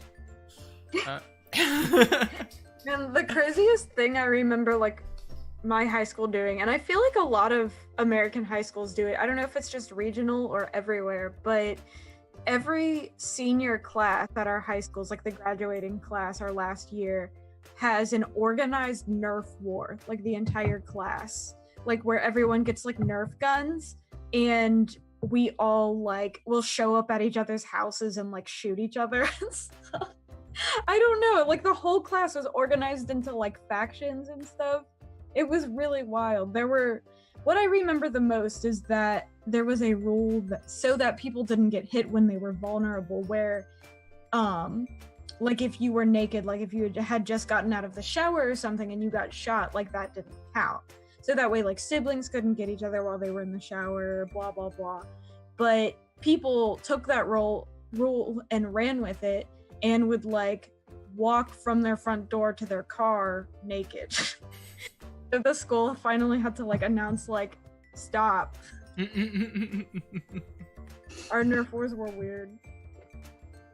A wild dingus appears. Yeah, that's me, a wild ding dong. Come on, Dingo, what did you get up to at school? Quinn's just Meg's just basically told us she walks around naked all the time. I did not. I wasn't cool enough to participate in the Nerf war. So. Oh. Mm-hmm. We would just, I think we would ride around and do a bunch of stuff, but our main one was, we had this gorilla suit. Oh my god.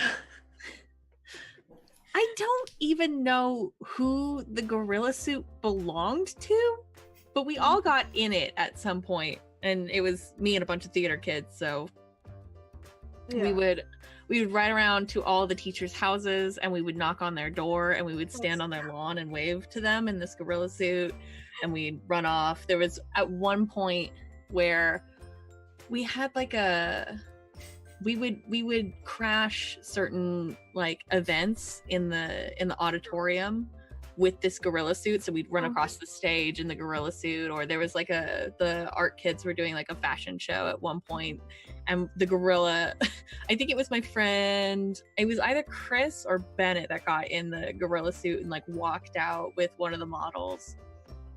We didn't get to up to too much shenanigans. Yeah, no, that's quite cute. It's cute. Yeah, that's really cute. I like Yeah. it. We were just cute kids. We did, and we also taped a piano bench to various places in the auditorium, like gorilla tape. We did it to the rigging once, you know, the rope backstage. We gorilla taped That's so funny. the piano bench up there, and our theater teacher, who was this old Italian man, got so mad we could see the veins popping out of his head, and he threatened to sue us. He would threaten to find out who it was. When you're so angry, you try to sue a child. Oh, I feel bad now, but at the time it seemed funny. Our home economics. Do you guys have home economics? Yes. In Yeah. some schools, yes, some schools no. Yeah, so they tried to teach us how to cook, and yeah, we were 13. So it didn't go too well. But essentially, British children are horrible. British children are horrible. It was a perfect storm of British children being horrible, and this teacher just not knowing how to handle, like, having just too rigid a hold on things. So like, literally, she'd like tell you off for doing nothing. So like, we all just immediately got desensitized to her tellings off. So like, there'd be like 20 detentions handed out that day, and we'd just be like, well, none of us are going to it. Like, you know, like, it was like that sort of thing where we just didn't believe that she had any backup. And yeah, just remember, like, she was the only teacher that like one day stopped coming in. And we were like, oh, what's happened to her? They were like, oh no, she's taken a bit of emotional leave. And we're like, oh. In hindsight, Oh. Yeah.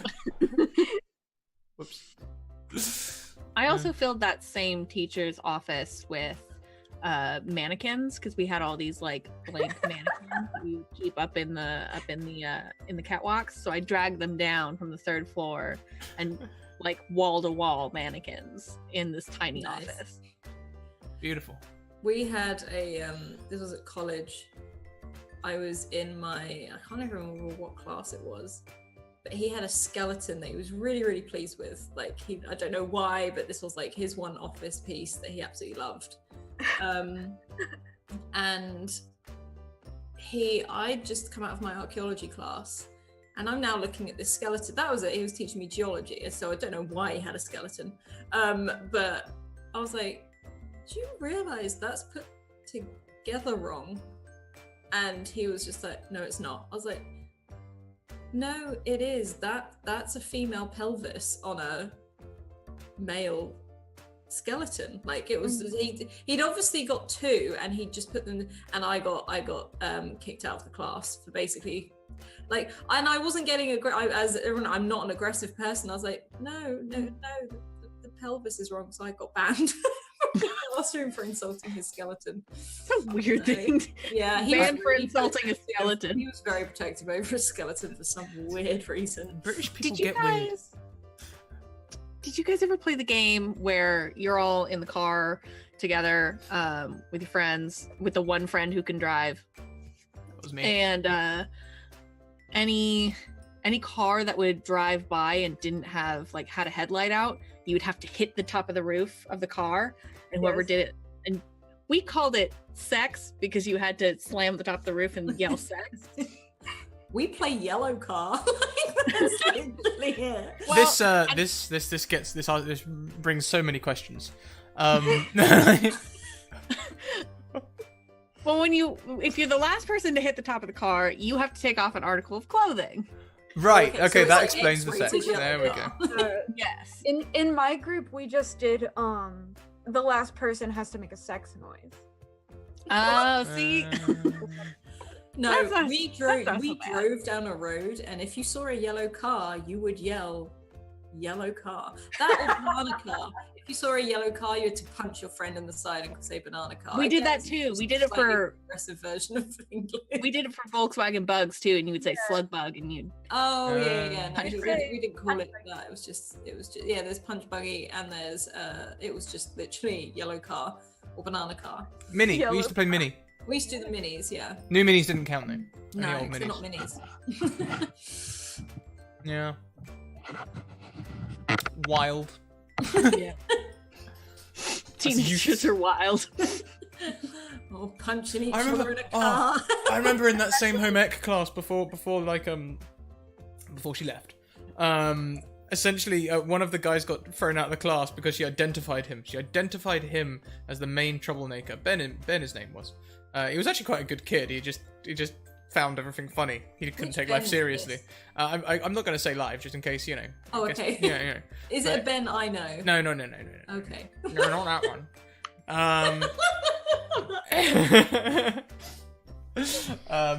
But yeah, essentially he got thrown out of the class. But the problem was he was a real comedian. He was just a funny guy. So even though he was outside the classroom, he was still making us all laugh because it was like a glass door and like the bottom was gone. So he was doing like the gondola past the window, like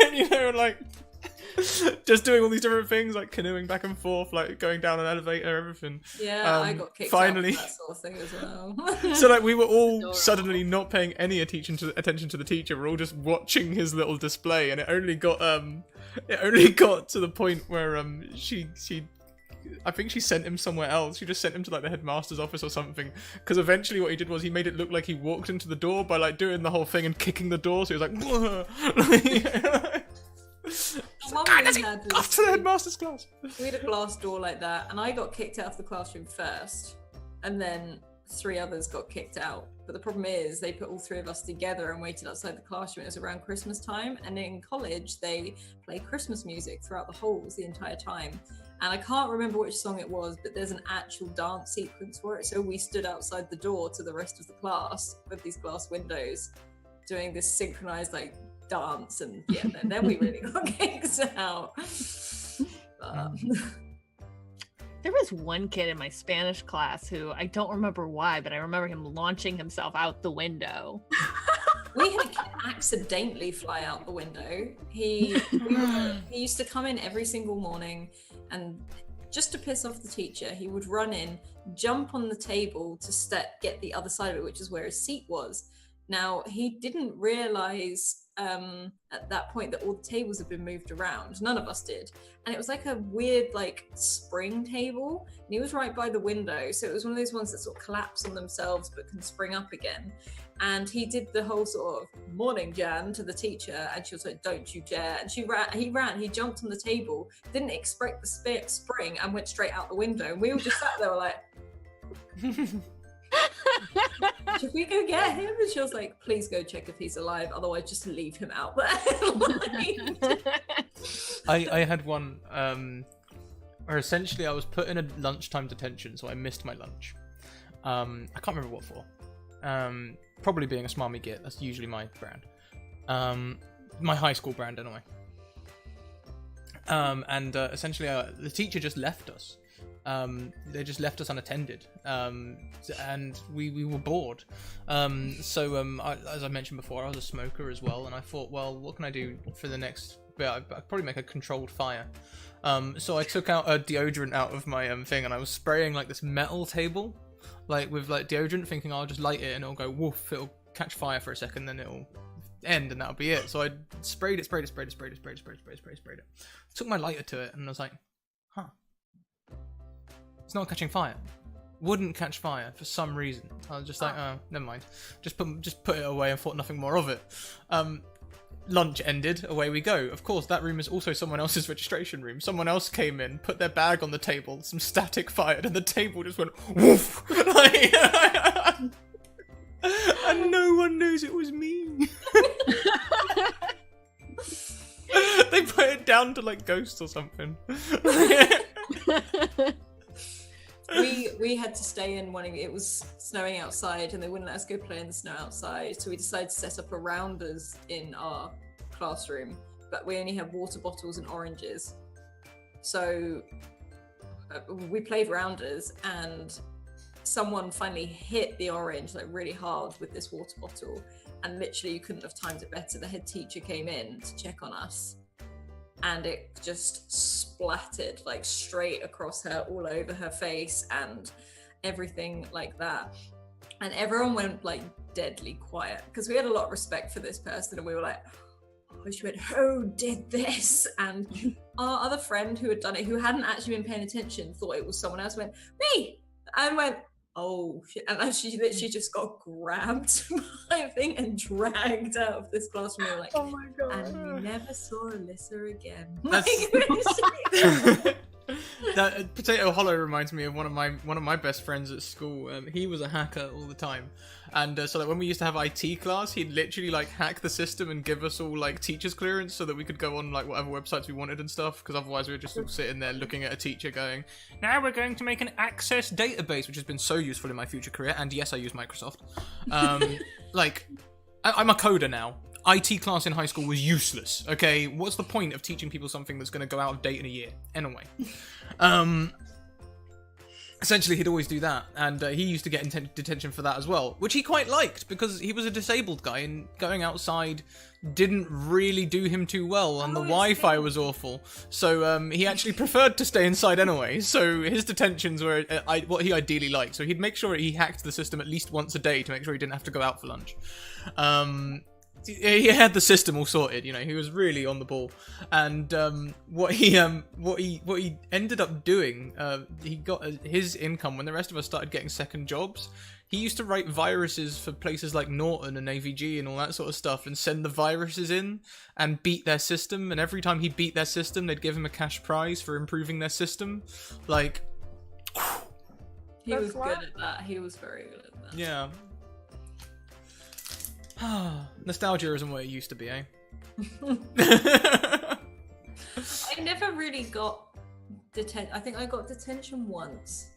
And they actually realised it wasn't me at the end of the day, but they felt bad. So they obviously then had to keep me in because my parents weren't there. So they felt really bad and started bringing in like biscuits and milk and orange juice and stuff to like make my detention nice, because they were like, we know you're not supposed to be here.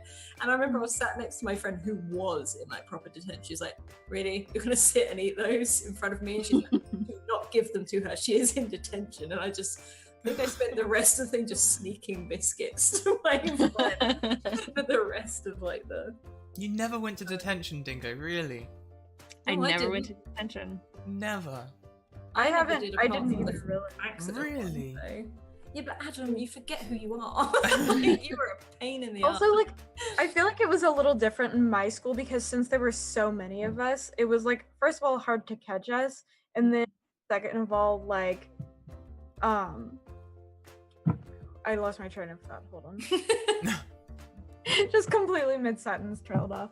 But, Difficult to get detentions? it was difficult to get detention just because, like, since there were so many of us, like, they tried to reserve detention for the people who were just, like, really bad, you know? If someone's late to class a couple times, like, doesn't matter. So, because someone's, like, getting in a fight every day outside in the locker bay, you know? Mm. Well, and we didn't really have detention at any of my schools. Like in my elementary schools, we just got yelled at. And then in my high school, like, I guess detention was like going and seeing the vice principal, and you'd have to talk to the vice principal, but you didn't really Oh, interesting. detention. I never had to do that either. Right. All my teachers really liked me. I was still kind of a Yeah. shit. But they really liked me. I used to get on with all my teachers really, really well. One of them I actually used to babysit her children because we lived fairly close, and she was like my absolute lifesaver for all my GCSEs. She was awesome. We did, however, have one teacher who was really, really dodgy. And by that I mean, when you're a kid, you trust teachers, don't you? You just think, yeah, of course. So he was like, there was only 3 of us. This was one of our religious studies class. He's like, we're going on a school trip. And we're like, okay, because that's just what we did. He locked all of us in his car and drove us to the middle of nowhere and then drove us back. That's really scary. Basically to see, now I know it's to see how willingly we get in the car or how far he could go. And then, and he was like, oh, I cancelled the trip, just don't tell anyone. Yeah. Like, that sort of thing. I mean, obviously we were like, yeah, okay, straight to the head teachers, just so you know. Like, Yeah. But like there was one time, bear in mind we're 13 and 14 when we knew this happened. He wanted to reenact the Last Supper, so he brought wine in to try and give me and these 2 other girls. Obviously it didn't work because Oh my we God. laughed with it. And then the other one was when he locked us all in the classroom with him. He said, no, you can't leave. You can't leave, and I won't let you leave. And we were 3 stories up, so we all opened the window and climbed down the drain pipe and ran away. And then Wow. and then he got like kicked out, and we never actually heard from him Yeah. in the school after. Yeah, But good. Yes, Yeah. that's. Yeah, the that I'm glad you reminds guys me. had like a happy ending for that because, let's see, when I was in junior high school, which was like 7th and 8th grade, there was this art teacher who was like really weird to the girls, and he would like, since we didn't have uniforms, you know, a lot of the girls would wear like V-necks and like tank tops underneath like cardigans and stuff to school, so a lot of it was like lower cut, and we would have like necklaces on. A lot of times he'd be like, ooh, let me see your necklace, and then like kind of like grab it and kind of like get really close to us, and it was weird. Or like, since he was an art teacher, we would have like the pottery unit, and he would like do that thing where he would guide our hands from behind, and we were like, but no one really like. We had an IT teacher like that. Yeah. I wasn't in the drama class. In hindsight, perhaps I should have done, as I clearly am moving that way now. But the drama class, I think it was when my sister was there, they decided one year that their school play was going to be a cabaret. Yeah, that didn't end up going through in the end. Yeah. Took them all to Ann Summers to buy outfits. Ann Summers, for you Americans, is essentially a sex shop. It's a sex shop where you go buy underwear. So it's Cool. Yeah, so the teacher took them on a school trip to Ann Summers. I mean, we had Cool. All right. we had a creepy IT teacher, and he used to give all the girls nicknames like Tiger or something like that, and it made everyone incredibly uncomfortable. Yeah, that's so weird. And he'd be really touchy-feely. If you're sat at like a desk, he'd put his hand like from your shoulder and just sort of lean down and didn't get anything, because we were also very much like fuck off.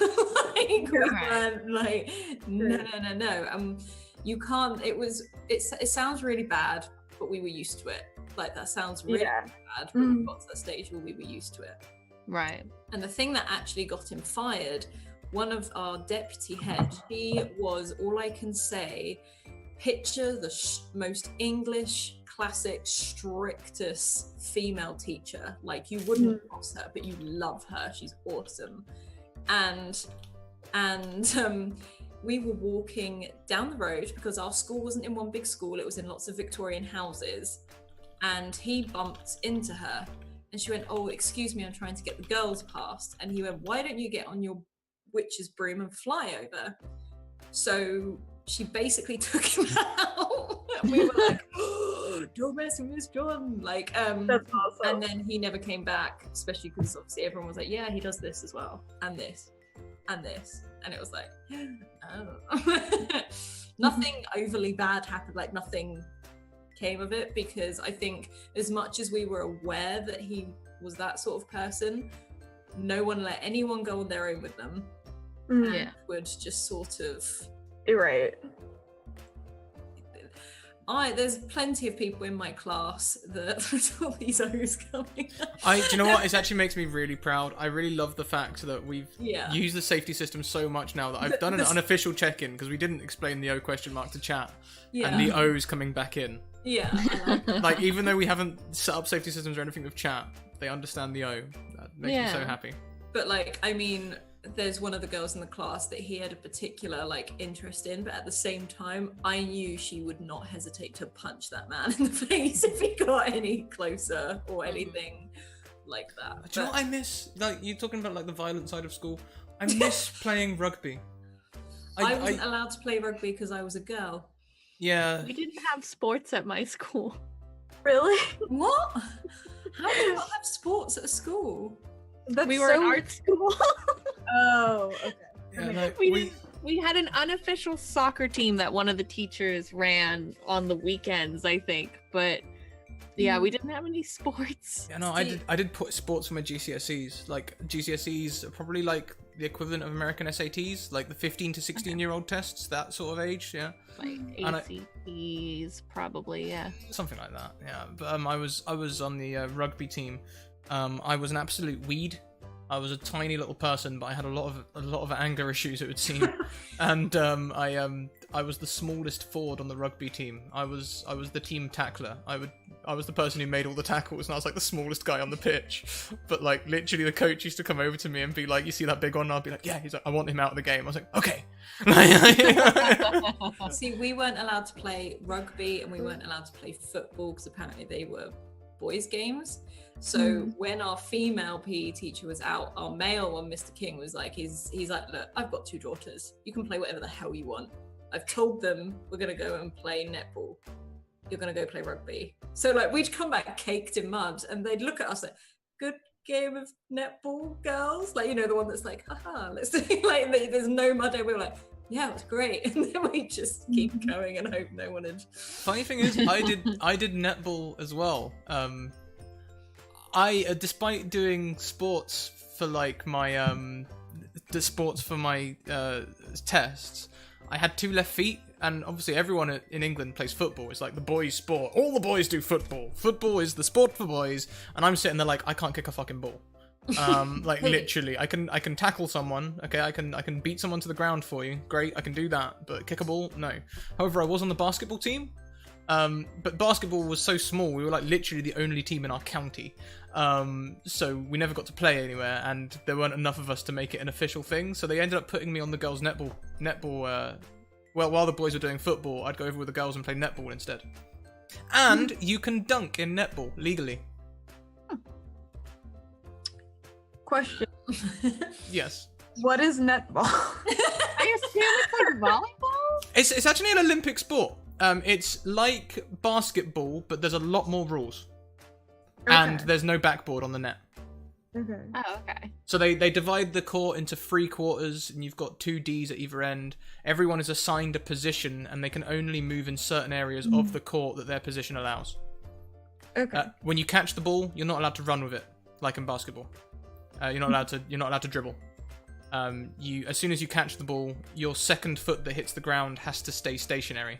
So you can swivel on one foot, but you're not allowed to move it once you land. You can jump and pass though, as long as you release the ball before you touch the ground again, which is how I got around the dunking thing. Basically, if I received the ball at full run in the air in the goal attack position, so I was allowed to enter the D, I could touch down with my right foot, push off on my left foot, and dunk the ball in one smooth motion. That would be impressive if I could visualize what this game was like.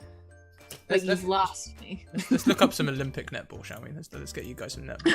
We used to play hockey a lot. Hockey was like our main thing. 'Cause it was so violent. Hildy, I swear to God. Oh no, we were not allowed to play netball.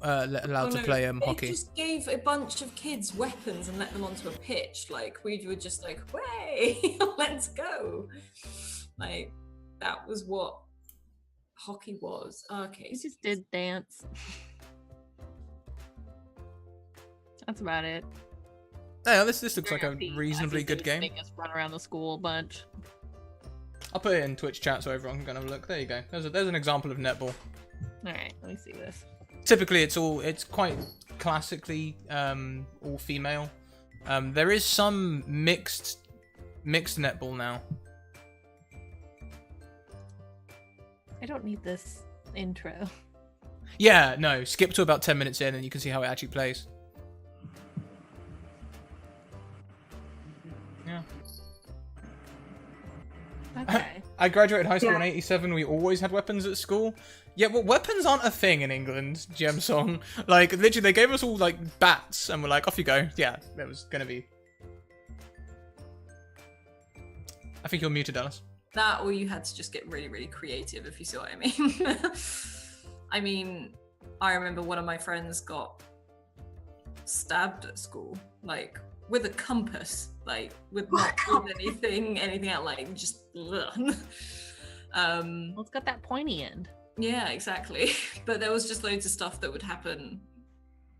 Not loads of stuff, that sounds wrong. It's not, what I'm saying is that because, like, we don't have, like, a gun or something, it's not easy to just go in, bang, get rid of someone.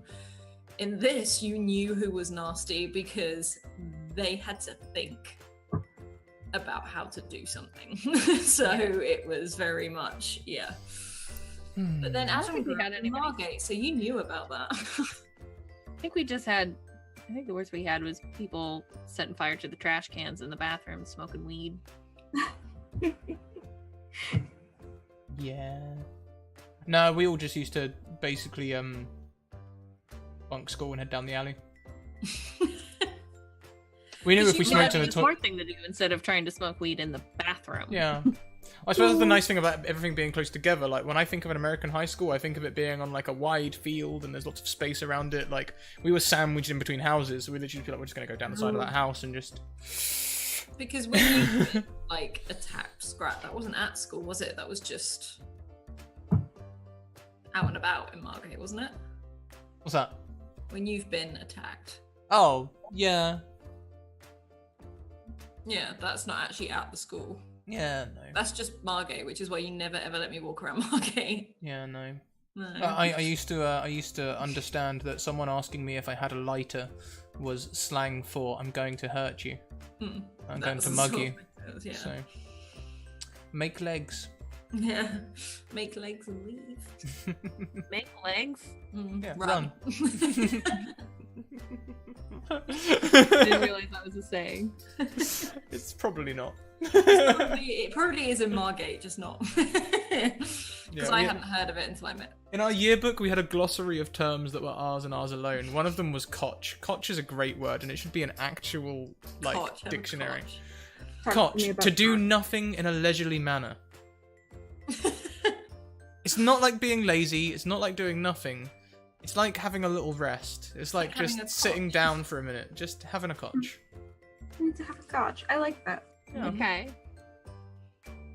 Specifically a leisurely manner. Yeah. You had loads though. You had loads. Oh yeah, we had loads. We just used to come up with words all the time. We're British. That's what we do, right? We just make up things to confuse everyone. Yeah, I love it when like Cockney rhyming comes in and literally everyone else on the planet and half of the British are like, what? I use the same word every time. I use the same sentence because I know it's verbatim Cockney rhyming slang because it's from the movie Lock, Stock and Two Smoking Barrels, which is a famous gangster movie. For our American friends, the line used, my favourite line from that movie is, I'll have an Aristotle of the most ping-pong tiddly in the nuclear sub. What am I saying? Good fucking question. I'm actually asking for a strong... I'm pretty sure I've seen that movie. Yeah, I'm asking for the strongest drink in the pub. Would not have ever known that. Aristotle, bottle and glass. I'll have a glass of the most ping-pong tiddly, ping-pong strong, tiddlywink drink. I have an Aristotle of the most ping-pong tiddly in the nuclear sub, pub. You're crazy. The English don't know it, so it's like... Wild. Yeah. Teehee. Anyway, you guys, like we've been chatting for ages. This has been great. Yeah. We should this is probably really like fun. this. Yeah, like I feel like this was Monster Hearts related as well because it was like school. So like, yeah. If Now we Katie's have still... all kinds of ideas for what to do for the next few Yeah, Katie's gonna hate us. episodes. and if Katie's watching, she now will have like a window onto our high school. So maybe she'll throw in some, casual stabbings or something. Yay. Specifically the casual stabbing, not a hospital or police What, worthy like one. a Koch stabbing? No, because you're doing something. Don't try and hear it with a Dick Van Dyke gem song. He sounds nothing like a Cockney doesn't. person. Hello, Mary Poppins. It's not Cockney. It's so bad. We love him. Like over here, we're like, we love him, but he does not sound British at all. He does not. Especially because you put him next to Julie Andrews, and you're like, why? She's the most British woman in our country. Like, why? It's a terrible shame that my impression of him, the Dick Van Dyke impression, is actually quite good because it's awful. It's awful. Like the two people the English are most like protective of are not like the Queen. It's like protect Julie Andrews and protect Richard Attenborough. If they die, we riot. Like, yeah. Anyway, let's wrap this shenanigan up, shall we, and get ready for our next show. Yes. Guys, it's been great having a chat with you. It's been great getting to know how like goody two shoes you guys were at school with your sex games and your and your gorilla suits, which makes it sound much worse than it was in hindsight. But your sex games and gorilla suits, really? It, We're gonna put it those wasn't two that together? bad until everyone was undressed in the car and we had a bunch of shaving cream from filling people's boxes with shaving cream. We all got in a big fight. Americans are sexually repressed. Yeah, maybe that's the problem. Like the English, they've just got too much freedom. Like, well, we can just go down that alley and. Oh, Gem Song, we'll be back in an hour or so. All right, let's go around. Let's say who we are, where we can find each other online, and all of that good stuff. Thank you for a lovely chat today, guys. Let's start this time. We'll go around the clock and finish with me. We'll start with Alice. Hello, I'm Alice. I'm White Rabbit Pick. I am a DM and player on this channel. I normally play Sandy, who is the ghost skin on this, and you can find me on Twitter under White Rabbit Pick. And when I'm not doing all this wonderful TTRPG stuff with these awesome people, I am a photographer. Yeah. Dingo. I'm Dingo. You can find me on Twitter at Where's My Dingus. You can usually find me on Off the Tables channel playing D&D, Burning Wheel, Monster of the Week, all kinds of stuff. I'm forgetting a bunch of things. This Saturday, or no, wait, what's tomorrow? No, tomorrow we don't have anything. Saturday, you can find me on Pro Restarters channel playing Dragon Knights, where I play a little goblin bard. She's great. You can also find me back here on Saturday for a one-shot of Wraith the Oblivion. Yes? Yeah, it's gonna be great. Just want to make sure I got that system name right. You have no idea how much effort Travis has put into this. He's I think it's his first time DMing on stream, and he is so hyped. It's gonna be amazing. I'm so excited. But yeah, so I'll be back here Saturday night doing that. Sunday, nothing. Monday I'll be back on Off the Table. So yeah. Thank you. And next we have Meg, or Pishkin Ban. Yeah, I'm Meg. You can find me on Twitter at Pishkinban, and this Monster Hearts 2 campaign is usually my only stream, but I am also doing something Saturday night. I'm doing a 5e one-shot on Scrat's channel, so I will be back here Saturday night. Yeah, it's gonna be great. Yeah, and this is me, you guys. I'm Scraticus. I'm a much better person now than when I was younger. That's the main thing I remember from going through childhood memories is how much of a little prick I was. But yeah, you can find all of these social links here. Head over to our Discord. It's an inclusive, safe place where you can learn about TTRPGs, talk about D&D, talk about all sorts of things you want to do. Get on Twitter, send me a DM, and I'll get you a game. I'm currently trying to find people for 40 games over Christmas time. So send me a DM and I'll get you into a game, especially if you're free on like Christmas Eve, Christmas Day, New Year's Eve, or New Year's Day. Those days are particularly hard to fill. So let me know if you're free then, and I'll get you a game then, and it'll be great. And, you know, yeah, Christmas. Maybe Christmas specials. Also, they won't all be Christmas specials, so if you want to get involved and you don't want to do a Christmas special, let me know and tell me, and I'll make sure you're in a game that isn't Christmas orientated, because, you know, we're bound to get sick of it by about 24 shows in. Also, YouTube. Go back and look at all the other videos on YouTube. Look at through the series and the seasons. Every single one is worth the 24-hour investment, or 18 hours if you watch at 1.5 times speed. And we all sound a little bit funny. I also have a Patreon. Head over and check out the Patreon. We've got some free articles on there which are all about D&D, talking about different DMing techniques and all other things. Yeah, no, Gemsong, I realized the mistake I made in that tweet. When I said I need more DMs, people, I meant like direct messages. But I've committed now. It's too late to go back and change it. So yeah, I do need DMs, but I also need direct messages. Yeah, whoops. Yeah, Patreon. We also have merchandise, much like what I'm wearing right now. It's lovely. It's usually stolen by Alice, so I'm glad to have it back. It's so soft and snuggly and warm. I'm probably too warm actually. I'm probably, you know, over comfortable. You know, I've made myself so comfortable now that I won't want to move. We have sponsors. First of all, Mage Hand Press. Mage Hand Press released their Dark Matter Alpha 5e expansion today. Head over to the store. You can pick it up for $30, or if you backed them for £20 or more, you'll have an email containing a coupon where you can get access to the document for $5, or if you backed for $25 or more, you can get an email with access to the actual alpha. So head on over and pick it up. We also are sponsored by Bird in the Storm Publishing. Their t-shirts and mugs the proceeds go to the t-shirts and mugs. They go the proceeds go to charity. I'm smiling because of the Hidden Masters Cast t-shirts. I mean, we can do it. We can totally do it. If this is the thing, guys, I'm a community guy. If the community gives me artwork and says, "Hey, put this on a t-shirt," it's like literally like 4 clicks for me. So like we're actually looking at it for some Eden stuff as well. Currently, I'm looking at the chat right now because they want some stuff. Get the artwork. Give it to me and tell me I can use it for commercial uses, and I'll give you a t-shirt.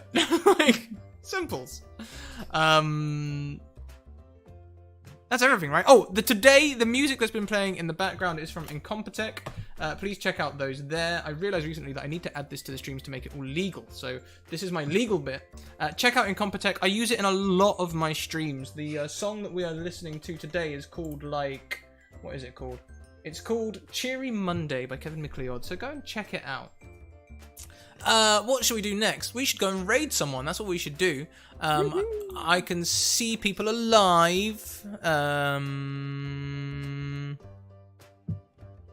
What day is it today? It is Thursday. Thank you, darling. In that case, I could just... Oh no, that's Saturday I'm thinking of. Maze Arcana's live. It's Satine Phoenix. It's just Satine. Is it? Yeah, it's just Satine in there. Oh, let's go over and raid Satine. We met Satine in London. I swear to God, she is the nicest damn person I've ever met in my life. I have never been more comfortable with someone on meeting them. It was incredible. She's an amazing person. Let's get over. Let's go and say hi to Satine. What are we going to say when we get over there?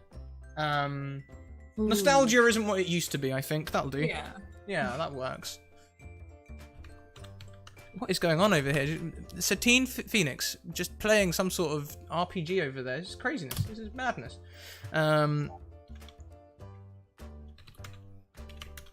Yeah. We have to go and say hi to Satine. She's awesome.